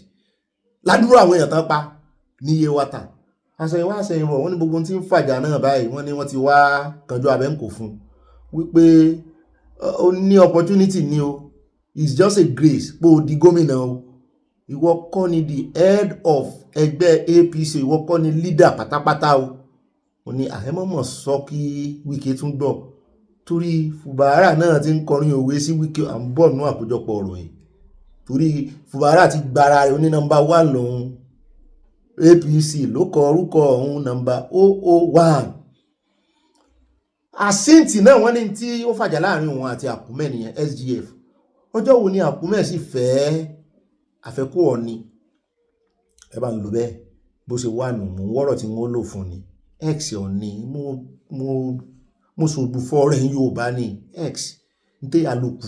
wọ́n ní lọ́mọ rẹ̀ náà bá tún fẹ́ yàwó mú ni wọ́n jọ mú ìgbéyàwó sínú déètì kan náà ni wọ́n ní bẹ́ẹ̀ ni under my pool ti sọ wípé he has paid his dues pé ọ̀gá rẹ̀ ni o lóòótọ́ ìwọ ni gómìnà and by all virtue of regulation politically ìwọ ló yẹ kó jẹ́ leader ṣùgbọ́n ààyè tí Àkúmẹ́ wà odidi SGF ó lè má jẹ́ gómìnà ibẹ̀ yẹn lóòótọ́ ó ti ṣe gómìnà rí ṣùgbọ́n ó jù ọ lọ nínú hierarchy o in fact mo ń gbọ́ wọn lóun gan ni nọ́mbà 3 mo ní Akpabio ní nọ́mbà 3 o wọ́n lóun ní wọ́n ní SGF ní nọ́mbà 3 mo ní ó náà lágbára tó bẹ́ẹ̀ ẹ bá ń tẹ̀sí ilé abẹ́rẹ́ jẹ́ agbọ́ bí under my post sọ àwọn òfẹ́ bá wọn ṣàríyànjiyàn wẹ̀ẹ́dẹ́ làwọn gbọ́ opportunity láti fi wọ́n pa wẹ̀ẹ́dẹ́ làwọn wá kiri. As Martin Luther King said, we either learn to live together as brothers or perish together as fools. We cannot afford to allow the discord between the elder statesman, the single Senator George Akume, and the governor of Benue State, my brother Reverend Hyacinth Alia, to pester. We have that moral obligation to step in and heal the wounds. What binds us together supersedes whatever that divides us. If this relationship goes asunder, it's the people of Benue that will suffer. He installed a governor, dethrone it, and put his governor. He fell out with that one, he dethroned it, and installed another one. But we will not allow the relationship between him and the transformative governor to go asunder. I have that moral obligation as the leader of the North to work on that relationship, to repair the damaged relationship, because he has a big heart. ó rẹ̀ já wá sáré dẹ́kọ̀ ìbẹ̀jùlẹ̀ kí là ń lọ o wọ́n ní there's a natural mystic blowing through the air wọ́n ní atẹ́gùn kan fẹ́ káàkiri ilẹ̀ Yorùbá lẹ́nu ọjọ́ mẹ́ta yìí níbi tí àwọn ọ̀dọ́ wọ́n ní àwọn ọ̀dọ́ ní atẹ́gùn yìí sì ń darí wọ́n ló wá ń tì wọ́n kọlu àwọn ọba aláyé ilẹ̀ Yorùbá tán bá ti dúró déédéé tán bá ti dúró dáadáa tán ṣèlú bó ṣe yẹ kan ṣe mo níbo ló tún ti fẹ́ o àríkan ní Ẹ̀pẹ́ Èkìtì lọ́jọ́ sí tí à ń pè ní Ẹ̀pẹ́ Èkìtì níbi tó ti sọ pọ́ bá wọn gbé ìwo jáde tí fi ń ṣépè la ṣe pè ní Ẹ̀pẹ́ Èkìtì ṣùgbọ́n báyìí wọ́n ní Ìbẹ̀jùlẹ́kí ló tún ti ń ṣẹlẹ̀ mo ní níbo gangan ní Ìbẹ̀jùlẹ́kí wọ́n ní Àkọ́dó wọ́n ní mo mọ bẹ̀ yẹn wọ́n ní ọba wọ́n lérí fún ní báyìí wọ́n ní ọba yẹn náà ń ṣàṣemọ́ṣe mo ní kí ló ṣe wọ́n ní gbogbo àwọn tí ọba ti gbà tiẹ̀ wọ́n ní gbogbo wọn ní gbé tì mọ́lé wọ́n ló gbé arákùnrin kan ní làwọn ọ̀dọ́ bá yarí náà bá bẹ èṣù lọ́wẹ̀ náà bá bẹ àwọn alálẹ̀ bá rán wọn sí ẹ lọ sọ báyìí fún ẹ sì kìlọ̀ fún ló ti ẹ̀dá bẹ́ẹ̀ táwọn alálẹ̀ bá lè dìde wọ́n ń kìlọ̀ fáwọn ọba ìtàn bójú wa jẹ́ ẹ bá ń tẹ̀sí lábẹ́rẹ́ ẹja òbúrọ̀ sí lọ ìkànnù wọn nú àwọn ọ̀dọ́ tó lẹ́nu bóyá nǹkan lọ lórí ọ̀dọ́ wọn wọ́n ní ọwọ́ rẹ̀ ló wà ń bẹ̀ tán rè tí ẹni yẹn mọ́lé ẹ bá ń tẹ̀sí lábẹ́rẹ́ ẹja wò. ẹ bá wa sọ fún ẹni kó lọ ṣéǹjì declaration tó wà lọ́wọ́ ẹ̀ sí 4 quarters àìmọ́ ṣéǹjì declaration tó wà lọ́wọ́ ẹ̀ òun ló jẹ́ kí ekú kébí eku o orí ẹni àti tèmi kú sí o orí ẹni àti mi kú sí o àwọn alálẹ̀ ló rán wa o wọ́n ní kí ẹ wá kí wọ́n nílò ẹni kó lọ ṣéǹjì declaration lọ́wọ́ ẹ̀ sí 4 quarters tó bá ti ṣéǹjì declaration lọ́wọ́ ẹ̀ sí 4 quarters àgbà gẹ́gẹ́ bí ọba wa kí yẹn dúró bẹ́ẹ̀ ọkùnrin ẹ̀yà mi létí ilé ẹ̀kọ́ sí obìnrin ẹ̀yà mi létí yín o Ayọ̀ká ọmọlẹ́kọ̀ọ́ Sàlámì ó wà ní police station láti ìjẹta tí Ayọ̀ká ò bá dé bí aago 4 ọlọ́jà ò ní pàṣẹ o oní pos ò ní pàṣẹ o àdẹ̀fẹ́ kí yẹn ṣẹlẹ̀ torí ẹ̀ ẹni tó bá jẹ́ fámìlì ọba Abdulhakeem ẹni kọ́ lọ sí Ayọ̀ká lẹ̀ kí aago 4 tó lù o tí aago 4 bá lù tí Ayọ̀ká àbọ̀ wá kí wọn láàrin nǹkan òun dé Ọlọ́run jẹ́ àríwá àlá o. mo fi pe èmi ni ẹni tí wọ́n appoint lẹ́kọ̀ọ́ pé ẹni tí bẹ́ẹ̀ ni so mo fi pe ibi tí issue yẹn ti ṣẹlẹ̀ ni wípé kí n kọ̀ọ̀kọ́ kí n sọ ní short so that wọ́n ṣe program àwọn olóyún kan lẹ́nu ọjọ́ mẹ́ta yìí Thursday last week so program yẹn gbogbo Ìbẹ̀jú Lẹ́kì ló concern but Àkọ́dọ̀ ni wọ́n á gbé program yẹn wá so àwọn ẹni tí wọ́n wà ní charge program yẹn wọ́n á wo ibi tí space wà dáadáa wọ́n á gbé program yẹn sí iwájú ibì kan bẹ̀ yẹn so ibi tí wọ́n ti bẹ̀rẹ̀ program yẹn ní lọ bí iṣẹ́ mú bọ̀ so ibẹ̀ ni nínú àwọn ajá kábíyèsí tó máa ń rọ́jẹ́ káàkiri wọ́n máa ń pe òun ẹ̀ ní Abib Ọbádìméjì àti Babátúndé Méjìbẹ̀jú Amsa so àwọn méjì sábà bá àwọn tí wọ́n ṣe program yẹn pé ó ṣe jẹ́ pé bí ilẹ̀ máa ti ṣe program yìí kí ló dé gbé program yẹn lọ sí ilé kábíyèsí so àwọn ojú ìsopọ̀ bẹ́ẹ̀ so èmi náà bá wọn lẹ́nu ẹ̀ so èmi náà dájú ṣá pé ṣé ibi tí wọ́n ti ń ṣe program ṣé kì í ṣe Àkọ́dọ̀ ni ó dà bó jẹ́ bọ́sọ̀ Àkọ́dọ̀ ni wọ́n lò wọ́n bá ti ṣe program lọ́rọ̀ so ìmákúrò wọn bí wọ́n ṣe lọ sí ọ̀dọ̀ kábíyèsí lọ́wọ́ nìyẹn àti nǹkan everybody sọ wọn lọ download gbogbo ẹ̀ lọ́rùn so èmi lọ sí ilé bọ̀ time tó di ní alẹ́ mo kúrò nílé bọ̀ ní 25 minutes to 10 pé mo ń bọ̀ nílé máa yìí ló ń play lọ́wọ́ wọn tí pàdé first half so mo ń tẹ fóun bọ̀ máa ń gbódìlé tí wọ́n mention sí so wọ́n wà bí kan wọ́n lọ́dọ̀ àwọn àbúkí oúnjẹ indomie mi fún mọ̀ fún wa bẹ̀ bí mo ṣe ń rìn bọ̀ wọn ló dárúkọ mi Ayọ̀ká mo ti borúkọ mi wọn lọ ta ló ń pè ìnẹ́sì wọn kọ̀ dìde kúrò níbi tí wọ́n ti ń jẹ indomie náà mo ṣe wá bá mi ibi tí mo dúró sí nìyẹn ọ̀sìn nǹkan tí mo sọ yìí náà ló wà lápọ̀lẹ̀ ní police station Àkọ́dọ̀ olólùdé wà lápọ̀lẹ̀ ní eré ayé so bọ́jẹ́ bẹ̀rẹ̀ pẹ̀lú mi ni pé gbogbo dínú tí mo dúró lọ́sọ̀ yìí kọ́ ni àwọn ti gbọ́ àbí sì pé wọ́n ti lọ rìpọ́ọ̀tù fún wọn ní ọ̀hún ọjà ẹ̀gbọ́n yóò rọ̀ lẹ́ sọ èmi ní problem pẹ̀lú ìkíló pẹ̀lú àti so bọ́sẹ̀ bẹ̀rẹ̀ nìyẹn Ọlọ́run ṣe mẹ́ máa tó ń kọ́lá wa ń bí so gbogbo gọ̀rọ̀gọ̀rọ̀ tí mo ṣe bẹ̀rẹ̀ ẹ̀gbọ́n mi lọ́rọ̀ pẹ̀lú ìjàre máa ní kí n má lọ́ba ìbòjì fàmí láṣọ lẹ́yìn nìyẹn ó kọ̀ wò mí kí wọ́n gbà ní èmi náà dẹ̀ ń tọmọ lọ́lé lọ bí sì wà kí n náà ṣe reply nìyẹn àṣejọ bẹ̀rẹ̀ ìjà nìyẹn bí wọ́n ti máa fọ́n búlọ̀ lẹ́nu báyìí bọ́ ṣe rí pé àwọn tó bá lé sí wọn lára yóò dáa wọ́n lọ kí ni ẹ̀ jáde lẹ́gbẹ̀ẹ́ báyìí bí dáadáa báyìí bọ́ ṣe yọ báyìí ibi ìlọ ti fẹ́ gbélé mi kò fi ọwọ́ gbà báyìí ìgbà tí wọ́n ṣàjọ bẹ̀rẹ̀ ìjà yẹn táìpì tájọ bẹ̀rẹ̀ ìjà àjà títí àjà wọnú ilé kan ilé àti wọ́n ti tilẹ̀kùn ẹni ẹ̀yìn so ilé ẹ̀dẹ̀ ní stamp àti wọlé so bá ṣe jọ ń dìjà yẹn lọ so ìmáa yí táwọn yí báyìí wọ́n kọ̀ yí wá sí ọwọ́ ẹ̀yìn so ìmáa tí wọ́n wá ìfẹ́ pé àwọn wá fi ẹ̀yìn rìn bọ̀ so ìmáa ní kọ́ débi stamp yẹn bí ẹsẹ̀ wọn ṣe yẹ nìyẹn ìmáa ṣubú tó wọn ṣubú ráì bọ́ ṣe dájú bo ilẹ̀ nìyẹn ìmáa tí wọ́n ṣe jọ bẹ̀rẹ̀ jáde àwọn àbókì yẹn pẹ̀lú àwọn ọkọ̀ tí wọ́n ṣe tẹ́lọ̀ṣà wọ́n ṣàṣàrẹ wa wọ́n mímọ̀ àti wọn so wọ́n ṣe mú wa tán separate wa wọ́n ṣàrí pé ẹ̀jẹ̀ jọ lára mi ẹ̀jẹ̀ jọ lára òun náà so òun gbọ̀nà palace lọ́hùn lọ èmi náà wá sí ilé mi so mo pe brother mi kan ìyẹn fi náà sì tó pa bá mi ṣe ọwọ́ mi yẹn so the next stage àbí àwòrán pé àti ìjà olúkálukú ti lọ tiẹ̀ time tó dẹ̀ tó bí 4 days tí a jà mo kúrò lè mo lọ bí iṣẹ́ mo ní dé bus stop Àkọ́dọ̀ mi pé kí n lọ mọ́tò mo kọ̀ sí àwọn ọlọ́pàá nìyẹn wọ́n bú mi so kí ló dé mi ò ọlọ́pàá ní mi ìlẹ̀ báyìí máa drag wọ́n mú mi dé ọ̀dọ̀ police station kò ju 5 minutes lọ òun náà dé so wọ́n gba statement lẹ́nu ẹ̀ wọ́n gba statement lẹ́nu mi àwọn ìwà òpin 2 fight ní eléyìí náà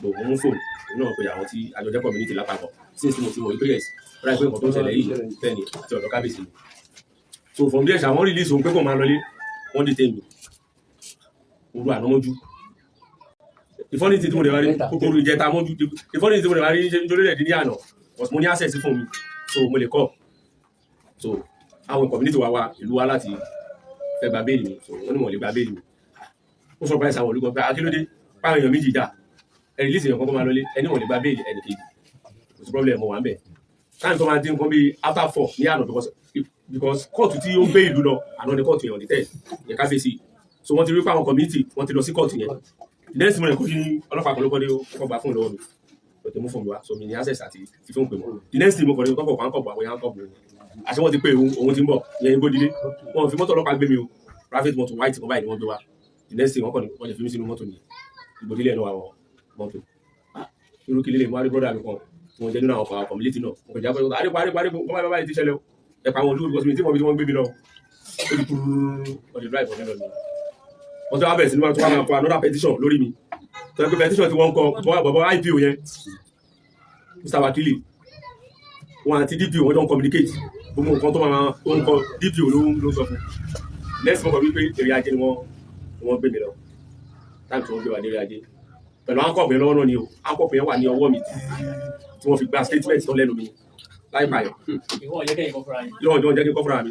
No, irọ́ wọn bèrè pé mo ní kọ́kọ́ wọ́n gba statement ẹnu Igbódilé. So time tí wọ́n gba statement lẹ́nu mi náà àńkọ̀pù yẹn wà lọ́wọ́ mi tó gba statement tó lẹ́nu mi.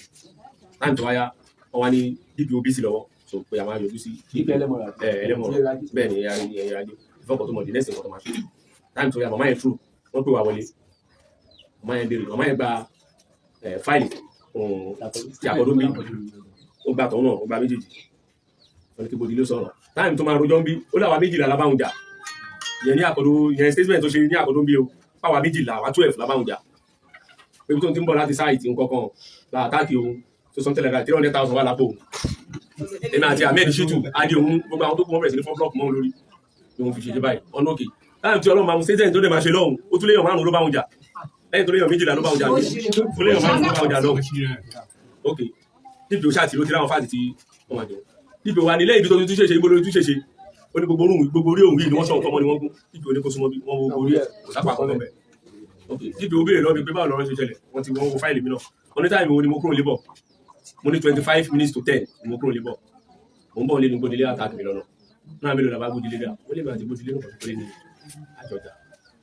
so mo ṣáà rí i pé statement tí mo ṣe ń bí àti tí mo ṣe lọ́wọ́ pẹ̀lú actual time yẹn kò sí yàtọ̀ ń bẹ̀ now ó wá ń bèèrè àwọn IPO yẹn tí wọ́n gbé wá pé kí ni reason tẹ́jú fẹ́ gbé ọmọ yìí lọ sí court ìyẹn dìbò eré ajé ló ń bèèrè bẹ́ẹ̀ o pé àwọn ọmọ méjì ìjà tó fighting tó jẹ́ kẹ́ pé wọn kẹ́ sẹ́tù ẹ̀ fún wọn so ẹ̀rọ adìẹ fẹ́ gbé yàn kan lọ sí court fẹ́yàn kan ìjẹ́ tẹ bá gbé ẹni yìí lọ sí court ṣẹ́ ní òní àwọn ibi tẹ̀ ṣé wàhálà ò ṣẹlẹ̀ lù ẹ̀rẹ̀ fẹ́ ní ẹ̀fẹ́ kí wàhálà ṣẹlẹ̀ lù wàhálà ti ṣẹlẹ̀ máa ẹ̀ sáà sọ̀rọ̀ sí wọn tó fẹ́ tó kúrò fún ẹ̀gbọ́n ó fẹ́ dìtẹ̀ ni wọn ni ìyàwó IPO iṣẹ́ kíṣẹ́ lẹ́yìn ṣe ń bì ẹ̀rí òótọ́ ọ̀rọ̀ lẹ́ àbí kọ̀ọ̀kan kódà mo jẹ́ tó wá rí fáì sí àwọn ẹgbẹ́ ìjọ ẹ̀ má bínú ní ẹ̀gbọ́n dáàdì mi kan Reverend Timothy Salami ọmọ ọba Jésù bàbá yẹn wá so pé ọmọ òun ni àwọn méjèèjì pé kí wọ́n fi ọ̀rọ̀ yẹn lẹ̀ fún un pé káwọn lọ yanjú ẹ̀ lé wọn gbà sí bàbá yẹn lẹ́nu kó mọ̀ ẹ̀ ṣàbà wọn bíṣá tó tó kù táìmù tí ọlọ́mà ṣe dídí fẹ́ àkọ́dún fúnra ẹ̀ náà ṣe wọlé dé nìyẹn ọmọ yẹn wá bẹ̀rẹ̀ sí ní sọ̀rọ̀ sí wọn bọ́kọ̀ yìí ṣe lé in fact gbogbo nǹkan tó ṣẹlẹ̀ yìí àwọn ti ẹ̀rọ inú ẹ̀ sí innocence nìkan tó wà lẹ̀ àwọn méjì ìjà tó fà yìí tó yẹ kẹ́ tí wọn kẹsẹ́ tọ̀rọ̀ fún wọn ẹ wá ní ẹgbẹ́ gbẹ̀rẹ̀ kọ̀ọ̀kan tó kọ̀ ṣé ìlú máa rọgbọ ìlú òrè rọgbọ ẹ gbọ́dọ̀ yẹn ṣe rojọ́ so mo yẹn ṣáà kó blame ta ní orí wọn so mo yẹn wá ní ká padà wá ní èdè tó bá di 2 o'clock so pé Reverend wọn bá Jésù tó mo dárúkọ ẹ̀rọ tó jí bàbá yẹn wá so pé àwọn lè hàn nínú fa ọ̀rọ̀ yẹn fún bàbá yẹn so àwọn lè rojú ẹ̀ àdé tó ń lọ bá dé léyàn tó bá fẹ́ mú wá ní pàtì tiẹ̀ náà ní Igbódilé pé kọ́ mu wá bọ̀ táìmù tó wá di ní àárọ̀ yìí ìpè tí wá látọ̀ wípé rẹ̀ fún ẹ̀ wọ́n ní àwọn jáde fún níbi kan táwọn lọ. ẹ mọ́bìnrin pọ́pẹ́ díẹ̀ gàlégàlé àwọn ọba yìí ni bàbá sì ti ń rí táwọn aráàlú ń yarí fún àmọ́ mo wà fún yín. kúdà wà àròjọ mùsùlùmí ẹ káàbọ̀ padà wà yásó ti rẹ́dì ó yá ní pápápá gbé wa rìn síwájú kà síwájú nínú abala àwọn olólùfẹ́ wa abala comment section èmi náà wà lápá kan bí èmi náà wà kọ́nà kan bí mo ń bá yín fẹ̀mí rìnrìn àjò. mo máa tún kí ẹ̀yin olólùfẹ́ káàbọ̀ sínú abala yẹn abala comment section at Comfort Adeleye wọ́n ní Hausa pọ́nbélé lélẹ́yìí o ní Kwara Ọ̀gbẹ́ni Bobby Oòduà nation no going back àwọn tán kó sínú àjọ forest guard. ariwo sì pọ̀ lórí inú rìbádù torí wọ́n lòun ló ń ṣagbátẹrù rẹ̀ tán wá ń pín fún àwọn state ọ̀dà yóò sojú wa kò ní í sẹ́yìn wẹ́jẹ́ àdọ́dọ̀ báàmì Lámìdí wọ́n ní God bless America and God bless Donald Trump and President Tinubu God bless President Trump thanks for good job. Mọ́ọ̀mí ige-Jalo wọ́n ní Adémọ́lá Lookman scored yesterday kẹ́bẹ́ẹ̀ ni ó Sanawole gbogbo àsọtẹ́lẹ̀ ẹ̀rọ tá ń sọ kiri kò sẹ́ lórí ọmọ ọlọ́mọ wọ́n ní àwọn owó fúbọ̀ yẹn live irú àwọn òfégè pásítọ̀ wò nìyí àwọn rádaràda rédèrèdè kéé òun ló dífá fórin tá a kọ wọlé bá mọ́ọ̀mí jàre ẹ̀mí àwọn wòlíì ṣé gbogbo wòlíì wa ni ó lẹ́mìí gidi torí ẹ̀ làwa ṣe yan lórí ó lè yàn kó yanjú. ó dá ẹjẹ́ àtẹ̀síwájú ẹjẹ́ àdé ọ̀dọ̀ at Kate Kukunana Joyce wọ́n ní Nigerian government are not sincere àbẹ́ gbogbo àná la mọ̀ wọ́n ní ó tó jí sí kò tọ́ sí ẹnu wọn náà fẹ́ kọ́ kò tọ́ sí àbí ó tó jì sí ẹnu wọn òótọ́ jìnnà ok ẹ má bá ń kọ́ dáadáa òótọ́ jìnnà sí ẹnu wọn ojú àyín fi náà sí ọlọ́run máa pàpà dojú tì wọ́n àmì àwọn ẹranko kẹranko in government at Dutchman Pounds wọ́n ní ibà àwọn wòlíì abẹ́ẹ̀rí àtúntò orin yẹn kọ lónìí orin yẹn wọra. Bẹ́ẹ̀ náà ni àti Timothy Oyèdélé bá mi ní Ọgbẹ́ni Bobby tí mú mi wọ inú ẹ̀mí lọ bá mi padà wálé you are doing great job brother wọ́n tẹ lọ́ọ̀sì àti nǹkan panu ọlọ́run ló ní great ibẹ̀ àwa la ní job. Bẹ́ẹ̀ náà ni bá mi fọlọ́run sọ̀tà nímọ̀ làwọn ní Ọgbẹ́ni Bobby adúpẹ́ lọ́wọ́ ààrẹ Amẹ́ríkà tó kó wàhálà bá Fúlàní wọ́n ní késekése ni wọ́n rí wọn tí wọ́n máa rí kàsàkàsà ń bọ̀ ikú ni ó pa gbogbo wọn Oòduà nation and no going back wọ́n tẹ lọ́ọ̀sì àti nǹkan panu. I'm going back lẹ́kọ̀ọ́ no going back kí n mọ̀rẹ́ sọ I'm going back we are not going back. Mọ́ọ̀mí tí Oyin Adéoyè wọn ní wàláì erí burúkú àti òṣìṣkò ní ìjọba Fúlàní Nàìjíríà àtàwọn olóṣèlú ń ṣe kò ní yẹ gbogbo àwọn ọmọ ìgbìmọ̀ tí ilé ìgbìmọ̀ asòfin rádaràda ni wọ́n ń ṣe arrest Gumi to have peace in Fulani Nigeria or leave him at your own risk. Ẹ ti ń wò pé mẹ́fà ni mo kà àwọn bá mi kan ń bínú ọmọ mi ń bínú sí mi wọ́n ní ṣebí January ni mo ní àṣẹ̀ṣẹ̀ mú òfin ṣẹ pé mo ṣe wá ń ká mi lára báyìí pé kí n gbà wọn láàyè kàn kọ 10 lines kàn kọ jù bẹ́ẹ̀ lọ. Ẹ wo ṣe rí ìdí tá a fi ń tẹnu mọ́ ọ̀rọ̀ kọ́mẹ̀ntì ni wípé a fẹ́ kó wà boring a fẹ́ kí comment section gùn jù àti pé rò pọ̀ àwọn kan ti ẹ̀ ń bínú sí mi already wípé mi ò kí ń ka kọ́mẹ̀ntì àwọn rárá ẹ jọ̀ọ́ irú pọ̀ ńlẹ̀ bá a bá ń kọ́ díẹ̀díẹ̀ yóò tètè yá ẹ mọ̀ bínú sí gbogbo alájọ sòfin yìí ó dà á sọ di January bàbá mi kan ti ẹ̀ ní ká fi ilẹ̀ ẹ̀ ń bá lè kọ 50 lines pé kó kọ because a ti dá sí ìpele pé a ti ṣe bí sinimá ẹni tó bá fẹ́ wo comment section kó lọ wò mú ní mọ́kànmọ́jà síbẹ̀ àyà ti ń ka gan-an ó máa ń súnyàn tí kọ́mẹ̀ntì bá ti gùn ẹ sì mọ̀ wípé gbogbo Yorùbá yìí náà àtàwọn tá ń kà àtọ̀pọ̀lọpọ̀ tí ń kọ́ náà kò tí ì jágeere tó à ń improve lórí ẹ̀ ni. Mọ́ọ̀mí mo dúpẹ́ Táíwò wọn ní Bobby mi ọ̀wọ́n mọ́ọ̀mí èmi gan dọ́jà n ò rí yín rà lọ́pọ̀ ẹ wọ́n sí mi torí ẹ̀ èmi náà ní Mọ́ọ̀mí mo dúpẹ́ Táíwò mi ọ̀wọ́n ẹ gbọ̀pọ̀ lọ́wọ́ mi o wọ́n lé mi gangan ti wọnú ẹ̀mí àwa tọ́pẹ́tọ́ sí àmọ́ra wa Bobby mi àánú làwa rí gbà o Olúwa ṣeun o wọ́n tẹ̀ lọ́ọ̀ sí akákúkú pé ilé aláyọ̀ yìí ní ilé ìdílé aláàánú àwa tá a rà àánú gbà. Mọ́ọ̀mí tí Oyin Adéoyè wọ́n fa àdúrà ránṣẹ́ sí gbogbo àwọn ọmọ ìdílé aláyọ̀ wọn ní Ọ̀gbẹ́ni Bobby ti a happy last Sunday of December may we togetherly witness 2026 láṣẹ Ìdùmarè kùndùsì fún yàtà àyà ibà ganu sí wọ́n tẹ́lọ̀ sí àti nǹkan panu. Bámi Jeremiah Ọbaníṣọlá wọn ní Ọ̀gbẹ́ni Bobby ẹ̀kú iṣẹ́ takuntakun Elédùà yóò gbé wa dé ibi ayọ̀ wa mi orílẹ̀-èdè Oòduà láìpẹ́ láṣẹ Ìdùmarè. Báàmì Adétáyọ̀ Adìgẹ̀yìn wọ́n ní àwọn ará Òkè Ọya sì ti ní kò sọ̀rọ̀ fún àwọn o àáfi wọn pa wẹ̀dẹ́ àti wẹ̀dẹ̀wẹ̀dẹ̀ bẹ́ẹ̀ ni ó sọ̀ jù báàmì ìbùkún ní fún orílẹ̀-èdè Oòduà from Newark New Jersey USA wọ́n tẹ lọ́ọ̀ sí àti nǹkan panu. Ṣùgbọ́n mo rí i pé àtàwọn bàbá mi àtàwọn mọ̀mọ́ mi pátápátá gbogbo abo alamú òfin 5 lines iṣẹ́ o inú mi dùn sí gbogbo yín o. Ṣùgbọ́n ẹ bá fẹ́ kọ jù bẹ́ẹ̀ lọ láti òní títí tọ́dún yóò fi parí there is chance there is grace. Ẹ já lọ tààràtàrà sọ́dọ̀ mọ́ mi Mrs. Sipawa wọ́n ní Gumi needs to be arrested and let him pay for his crimes. Ẹ ràdúró ariwo táwọn èèyàn ń palẹ̀ lórí kò mọ̀ jogún omi náà. At Kate Kunana Joyce wọ́n ní it will be very shameful if Tinubu listened to that criminal Gumi advice to seek help from Turkey insult on injury ta ni kò mọ̀ pé Islamic State ìlú ní Turkey. Ẹ̀hún tí Gumi fẹ́ náà nìyẹn pé nígbà tẹ́yìn Kristẹni ti rè bá Trump tó fẹ́ gbèjà yín àwọn náà lẹ́ni lẹ́yìn bẹ́ẹ̀ náà ni àti Janet Adigbẹ̀dẹ̀ mọ́ mi ní Ọ̀gbẹ́ni Bobby aláyọ̀ ẹ̀yin náà láyọ̀ wọ́n ní mo kí gbogbo ẹbí aláyọ̀ yìí pé a kú oríire pé Ọlọ́run ń gbàdúrà wa bẹ́ẹ̀ ni o a kú ọdún àdúpẹ́ lọ́wọ́ President Trump tí Ọlọ́run ń lò fún wa lọ́wọ́ yìí Ọlọ́run á fún wọn ṣe o kí wọ́n tètè pín wa. Báàmì Olúadésínà nǹkan kérésì lẹ́fi ránṣẹ́ yìí yọ yẹn kò ní yẹ ẹ lẹ Báàmì olùṣọ́ àgùntàn Olúadésínà. Mo ti padà sọ́dọ̀ bá mi Adétáyọ̀ Adìgẹ̀yìn wọ́n ní Gumi kò ní sáláì má sọ̀rọ̀ torí ó mọ̀ pé ìjẹ́ òun ti fẹ́ di lọ́rọ̀ ṣe ká lára tó ń pariwo ó sì ṣẹ̀ṣẹ̀ bẹ̀rẹ̀ ní o ọ̀fun rẹ̀ ó jà. Mọ́ọ̀mí Hannah ń sùn wọ́n ní pọ̀ Oòduà nation going back wọ́n tẹ lọ́ọ̀sì àti nǹkan panu ẹ̀ tún ṣe pọ̀ ní 2026 gbogbo wa náà làá sì dá yín lóhùn. Mọ́ọ̀mí Stella Odele wọ́n tẹ lọ́ọ̀sì àwọn ní èmi ti gbójú kú ẹ̀fẹ́ wọnú ẹ̀mí mo ti mọ̀ pé ẹ máa gbé wa sókè ní wọ́n tẹ lọ́ọ̀ sí oríṣiríṣi coloration ni mò ń wò yìí. Atimi Titus wọ́n ní oh my goodness thank God that their eyes are open one Naija is dead. Atade Sọlá Ọládèjì mọ́ mi ni àwọn pásítọ̀ ti ń parọ́ wọ́n pọ̀ gan-an ìwọ̀nba làwọn olóòótọ́ nu wọn. Atolúkáyọ̀dé goodness wọ́n ní best thing is to divide this country and separate south from the people. wá sì kọ̀tán divide ẹ̀ sáwọn ò ní mú ti akó ń bẹ̀ wàhálà tí wọ́n nìyẹn. Mọ́mí Stella Òdèlé wọ́n ní òtítọ́ ni àfáà yẹn sọ wá Kristẹni alójú àánú àwa la máa ń ṣe ìtọrẹ àánú jù àwọn mùsùlùmí wọ́n ní àwọn gidi gan gbogbo mùsùlùmí lẹ kó pọ̀ mọ́ mi àwọn mùsùlùmí tèmi ní bí wọ́n láwọn o àwọn mùsùlùmí onífàájì ni wọ́n láwọ́ òkè àwọn onífàájì ẹ̀yà wọn sọ́tọ̀ àwọn mùsùlùmí ẹgbẹ́ wọn nìkan ni wọ́n máa ń ràn lọ́wọ́ wọ́n tẹ lọ́ọ̀fù sí àwọn ṣùgbọ́n báǹkì wọn tán sí kí lórúkọ báǹkì yẹn náà wọ́n mọ̀ ìyá wọn kìrìsìtẹ́nì náà lówó tí ò tán gba nǹkan kan lórí rẹ̀ ẹ wò ó bó ṣe ó fì káàkiri ni o. ọ̀dà mi rẹ́mi iye kan trump wọn ní Ọ̀gbẹ́ni Bobby tell those that want to see terrorist body mohawk bomb don't release body because that's what it eats. Pé oúnjẹ rẹ̀ ní like Túnjí Bello God bless America wọ́n rí ẹ mọ́ retí bọ́dì kankan o àwa tiẹ̀ ti ráwọn bọ́dì kan ṣùgbọ́n wọ́n sọ fún wa wọ́n sọ fún apá Amẹ́ríkà ló pa wọ́n ní àwọn ti Nàìjíríà ló pa ó sì wá jọjọ́ kan náà ó dáa wọ́n fẹ́ gbogbo yẹn náà ni kò tí ẹ̀ sí tó kàn wá gbogbo yẹn ṣùgbọ́n bọ́dì àti rí bẹ́ẹ̀ náà ni ẹja dọ́dọ̀ ọmọ mi Olúfúnkẹ́ Fájimolú wọn ní kí ló dé tí ìjọba àtẹ̀yìnwá kò lo orúkọ àwọn agbábọ́ọ̀lù wa fún ìrántí wọn Peter Rufai keeper Stephen Keshi coach Ṣẹ́gun Ọ̀dẹ́gbàmí Mudasiru Lawal Yekini pẹ̀lú bọ́ọ̀lù wọnú net France 94 Kánú Okocha mọ́ mi ẹ bá rán wọn létí ìyàwó mi ìkànnì àwọn ìyáálé Fúnmilọ́lá Bello mọ́ mi dáadáa wọ́n ní Ọ̀gbẹ́ni Bobby ibà bọ́ba jíròrò ògo yín kò ní wọmi àmì ìràwọ̀ yín máa tàn kálẹ̀ ó máa tàn káyé torí àfẹ́ká láráyé ń fẹ́ náà àmì you are moving higher and higher in Jesus name amen kí I love you too. mo rí àgbàdo bẹ́ẹ̀ òní tẹ́ fi ránṣẹ́ mo rí wine mo rí tangerine wọ́n bú sayọ̀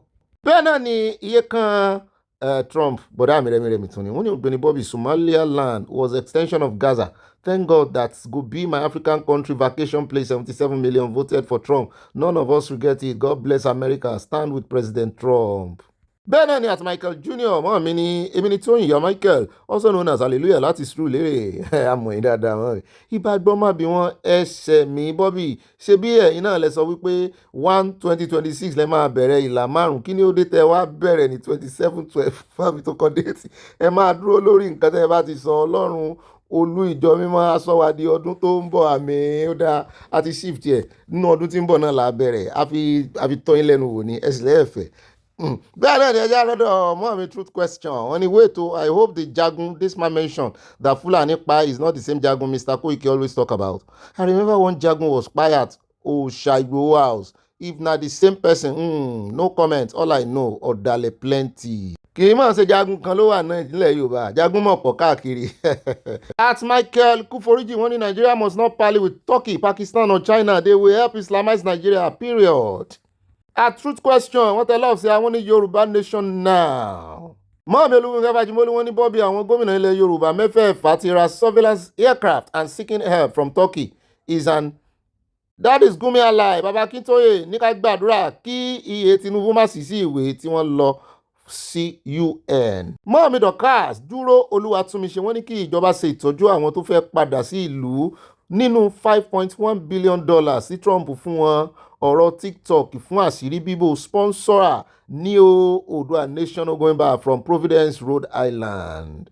báàmí Emmanuel ọlọ́fíníkà wọ́n ní Ọ̀gbẹ́ni Bobby 5 lines yẹn ò fẹ́ easy o a ó ṣe ní 6 lines gàbádáyà àbí ká má kí yín mọ́ ni ṣé ní mọ́ kí mi bẹ́ẹ̀ bá kí mi èmi ò kí yín o ṣùgbọ́n báàmí ó yẹ kó yé yín 5 lines ìròyìn gùn already ọpẹ́lọpẹ́ bàbá wa tọ́lọ́ ń lò fún bàbá Amóore Adéyẹmọ tá a fi gé sí chapter by chapter tá a bá ti ń lo 30 minutes 20 something minutes là ń lò already àìmọye àwọn èèyàn ló ti bá mi jà in fact àwọn kan rò wípé ẹ̀yin tí mo mọ̀ ni mo máa ń lo kọ́mẹ̀ntì yín a sì pọ̀ lórí ìkànnì torí ẹ̀ ní ẹjẹ́ àwòṣe fúnra wa mọ́ mi Debbie Ajéwọlé ó dáa á sọ the next year kó lè mọ̀ yín lára mo fi tọ́ yín lẹ́nu wò ni wọ́n ní happy day to you precious Ọ̀gbẹ́ni Bobby adúpẹ́ lọ́wọ́ Ọlọ́run fún àánú àti ààbò rẹ̀ lórí wa ògo ni fún Jésù may the new year bring us all the goodness and blessings of the year amen. mọ́ mi tẹ lọ́ọ̀bù sí a mọ́ mi sì rè wọ́n láìkí kan mọ́ kí mi dáadáa wọ́n mọ́ kọ́ ọ́gùn ni ẹ wá wo bí wọ́n ṣe rọra fi ìfẹ́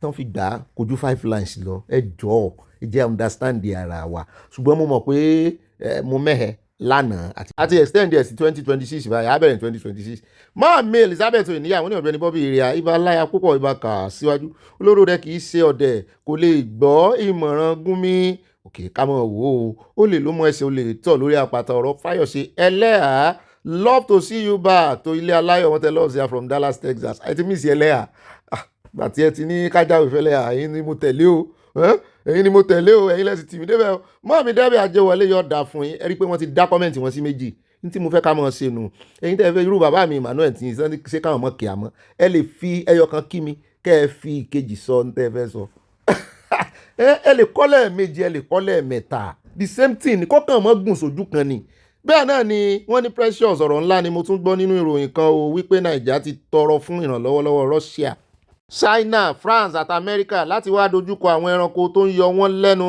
lágbájá kí ló dé ẹ wo Russia kì í máa fi ọ̀rọ̀ kìrìsìtẹ́nì ṣeré bó ṣe wà yẹn Russia wà lára àwọn countries tó jẹ́ pé wọ́n gbé kìrìsìtẹ́nì lárugẹ ẹ lè gbọ́ pé àwọn jihadis kan rìn sí wèrè bẹ́ẹ̀ láyéláyé tí Russia bá wá wọ́n bá lè wà kan wá.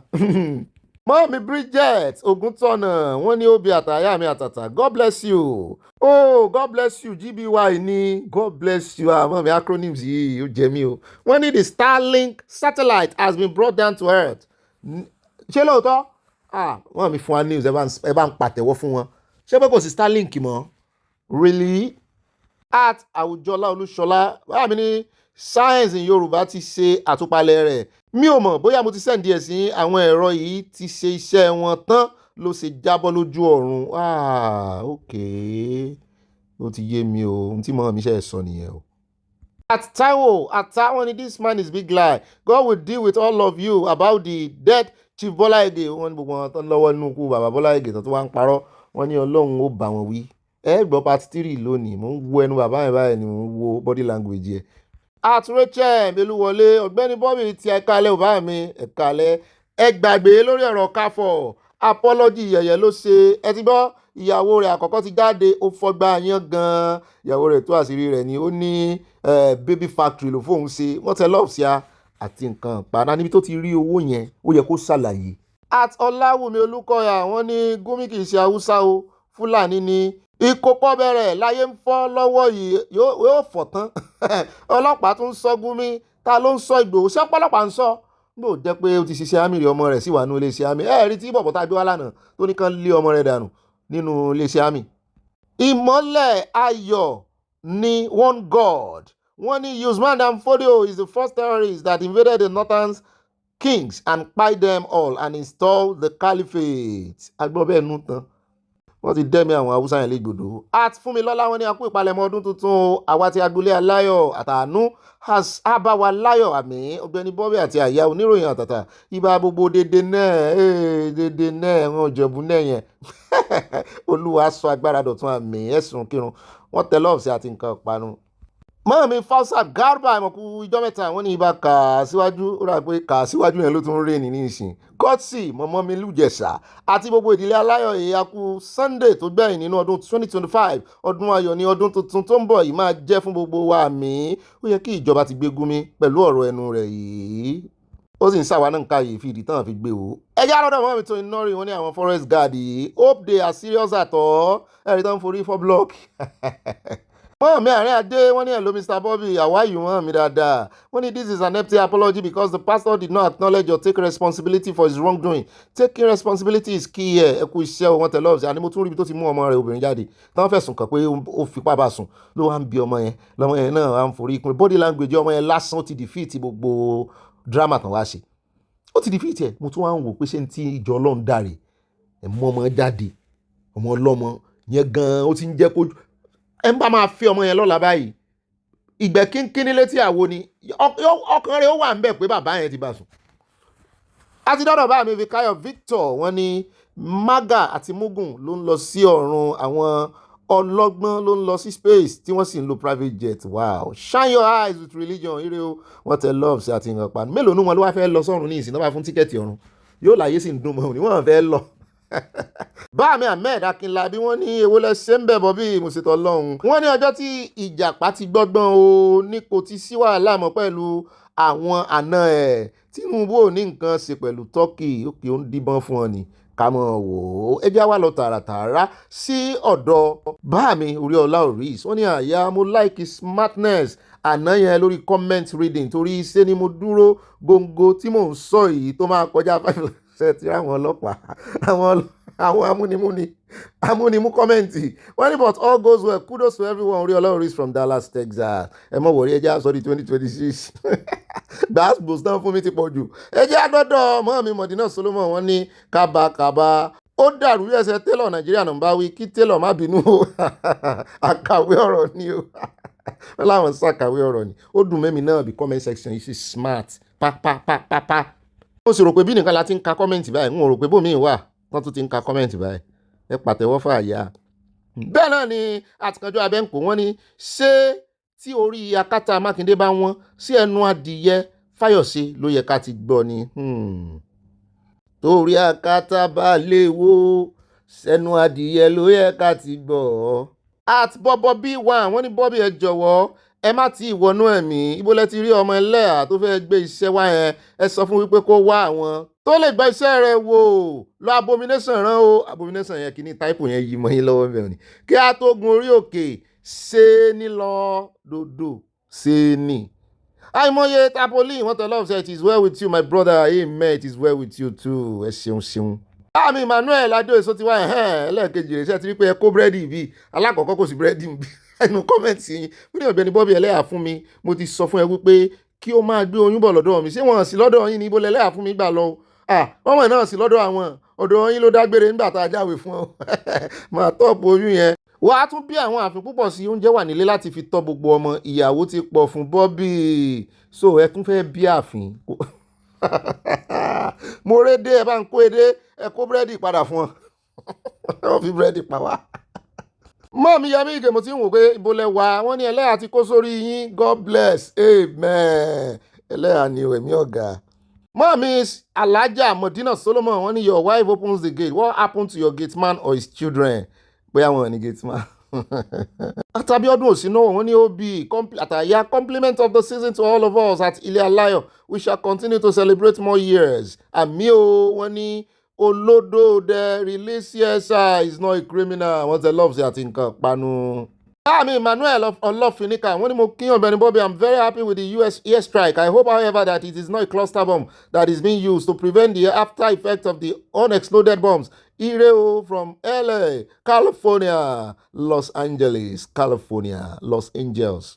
Ẹ̀gbọ́n náà ṣe Los Angeles lẹ́ ń pè àbí Los Angeles àbí Los Angeles.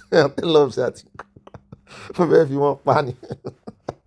Bẹ́ẹ̀ náà ni Juliet Olóní Ṣadé wọ́n ní he is Fulani now, so his Àmọ̀tẹ́kùn will be Fulanis also. I mean Kwara State Governor. Ṣé Fulani ni Kwara State Governor ni as in Fulani proper? Àbájọ. At Adérónkẹ́ Àyànsọ́lá wọ́n ní Ọ̀gbẹ́ni Bobby wọ́n kọ́kọ́ pàtẹ́wọ́ fún wa bàbá Fáyọkọ́ tí àwa lè ń ké sí orí ẹ̀mí lẹ́ fi wọlé lé ní Sunday fún ìròyìn Sunday. Bẹ́ẹ̀ ni gbogbo ẹ̀jọ̀ra àwọn ẹ̀mí mímọ́ náà kò ní fi ń sílẹ̀ àmì o. Ayọ̀ ní o, ayọ̀ rẹpẹtẹ. Yorùbá nation no going back. Wọ́n tẹ lọ́ọ̀sì àti nǹkan panu. Ọmọ ayọ̀ náà dà, ayọ̀ náà rèé. Báàmí Kẹ́hìndé Òsẹ́ni Sálímọ̀ wọ́n ní kí wọ́n tètè gbé Gúnmi àti Sọ̀tánì Sokoto Emir Kano ní kíákíá ni o. Ṣé pé Emir Kano náà wà nù wọn? Wọ́n ròyìn tó náà ṣe láyé protest kan, religious protest kan láyé ìgbà tí Deborah náà nǹkan. At Mami wọ́n ní ìbáyà pé nígbà tí Trump kọ́kọ́ sọ̀rọ̀ Turkey ní Gúnmi sáré lọ, bẹ́ẹ̀ ni Gúnmi wá dábàá Turkey máa gbàbọ̀dé o. Olódò dẹ jìnnà sí Turkey bí sánmọ̀ ṣe jìnnà sílẹ̀ please. At Kanjú Abẹ́ǹkó wọ́n ní ẹni bá tóbi bíi Allwell gbọ́dọ̀ máa yẹ gbogbo ẹ̀ wò, hypertension, diabetes, high cholesterol etc. Ó rẹ̀ káàbọ̀ padà o. Èmi náà ti rí, mo ti ń gbọ́ fàáfún mo ní àyá ni mo fi ọ̀nù ṣeré báwọn ọ̀rá tọ́ ìfún kékeré.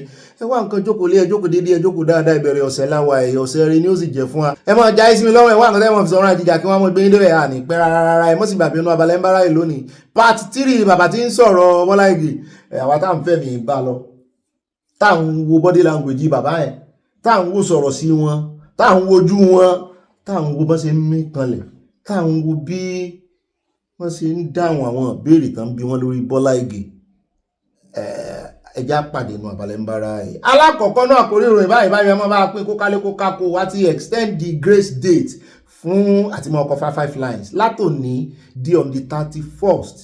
Ẹ mọ́ kọjú 6 àbí 7 lines lọ, ẹ mọ́ torí ẹ̀kẹ́rin mọ́ ọkọ̀ 20 lines o. báà mi òkè ńlá adéròtún sáà ti yanjú ẹ̀. Báà mi akínyẹmí ò ní wọn ò dúró wọn o, báà mi adésínà, báà mi ọládẹ́yìndé, gbogbo wọn, báà mi báyọ̀ akíngbàlà, ọ̀rẹ́ mi bàbá mi ní all star, gbogbo yín wọn ò dúró yín o, ṣe dáadáa lẹ́wà, dáadáa lẹ ti ẹ̀ gbọ́dọ̀ wà ẹ̀ lọ́sàn.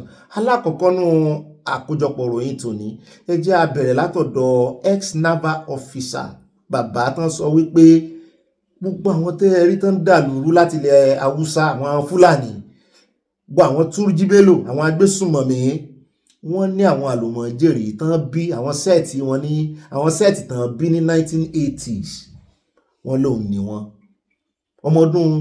ọmọ tán bí ní 1980, ọmọ ọdún mélòó ni ó jẹ́ ní ìsìn náà, kì í mọ̀ sọmọ kékeré náà. Wọ́n ní àwọn náà wá di igi wọ́rọ́kọ́ tí ń dáná Nàìjíríà rú tí ò jẹ́ kí ọbẹ̀ tán ṣe kò jìnnà. Wọ́n náà gangan ni ọ̀dàlúrú, wọ́n ní àjẹ́ndà náà fi bíríìdì wọn, wọ́n ní feeding bottle tí wọ́n fi fún wọn lóúnjẹ kékeré, wọ́n ní feeding bottle ìmọ̀ líle ní. Ẹ bá tẹ̀sí ilé agbára, wọ́n sọ̀rọ̀ ilẹ̀kùn. I will encourage our politicians to go to the drawing board again and look at what contribution are we making to make life easy for our elderly, the old women, our children, because Nigeria today is pointing to one thing very, very clearly. Our young ones that we fail to educate, they will not let you sleep later. The children now, especially in the north, that are now called bandits. I could remember when I was in staff college in the early 80s, 81, 82. All the boys that are used to see the Almanjaris there are the men of today, carry weapons. If our leaders fail to bring up the children, the young one, in the correct way, they are your enemy of the future. We cannot run away from that. Ó rẹ̀ ẹja mọ́ mú lẹ́yọ̀rọ̀ ẹja wá lọ sí ọ̀dọ̀ journalist kan, CBN journalist ni, níbi tó ti sọ wípé there is a link láàrin Turkey to controversial arms, àwọn nǹkan ìjà olóró tó ń wá sí Nàìjíríà. Mo ní ta lélẹ́yìí tí ń sọ̀rọ̀ yìí, wọ́n ní lára àwọn onímọ̀ wọn ni Turkey supplying weapons to Boko Haram ní àkọlé rẹ̀. Wọ́n ní today's leak confirms without doubt that Erdogan tó jẹ́ ṣé prime minister àwọn kan àbí president náà ló ń bẹ̀, his state, his government and his party are transferring weapons from Turkey. This is a shock to Nigeria. Mo ní tá ń sọ bẹ́ẹ̀ fọ́nrán wọn náà lẹ̀ ń wò yìí, ní àǹfààní àti lò wọ́n. Wọ́n ní CBN reporters link Turkey to controversial arms routes feeding conflict in Africa, including the weapons that keep showing up in Nigeria's Boko Haram war. The report raises tough questions about who profits from instability, why these routes remain open, and why accountability is always missing when the guns arrive. Mo ló ti ẹ̀dá bẹ́ẹ̀. Mo ní Ọ̀gbẹ́ni Gumi tó mọ̀ọ́mọ̀ ń pariwo Turkey ní ẹ pè, Turkey ní ẹ pè, Turkey ní ẹ pè. Mo ní káwọn ohun tí ó ṣẹlẹ̀ nítorí Amẹ́ríkà ní gbogbo àṣírí wọn lọ́wọ́, wọ́n sì mọ̀ Gumi dáadáa. Ìsìn láwọn amẹ́ tó wà lẹ́yìn wọn àti Boko Haram o, àti Lakurawa o, àti Swap o. Ṣé bí lẹ́nu ọjọ́ mẹ́ta yìí ni Amẹ́ríkà ní àwọn yìí ti káàmpù àwọn ẹ̀ka ISIS tí àwọn Gumi àǹkó tán pariwo ní irọ́ nípa àṣàyílò púpọ̀ náà ní kò sí ti ń jẹ́ ISIS Nàìjíríà. Ẹ̀ka ISIS sì ni ISWAP. Lára igi oró igi ẹ̀gún tí ISIS gbìn ni ISWAP ti jáde. Ẹ rí wípé ISIS, ISWAP, I àti S ló bẹ̀rẹ̀ wọn méjèèjì. WAP nígbà táwọn eléyìí dé West Africa, province nítumọ̀ WAP tó wá wà níwájú ìsì tiwọn. Ṣùgbọ́n ISIS àwọn jẹ́ Islamic State of Iraq and Syria. Àwọn ogun méjì. Islamic State of Iraq and Syria ni ISIS. Ibẹ̀ gangan ni wọ́n ti gbé ọ̀tẹ̀ wá. Ibẹ̀ gangan ni ọ̀tẹ̀ yẹn ti rú wá. Ṣùgbọ́n gbà tán dé Africa tán tẹ̀dó sí Nàìjíríà, wọ́n sọ di Islamic State West African Province. So ara ISIS ní swap ti jáde. ọmọ burúkú tán bí òní.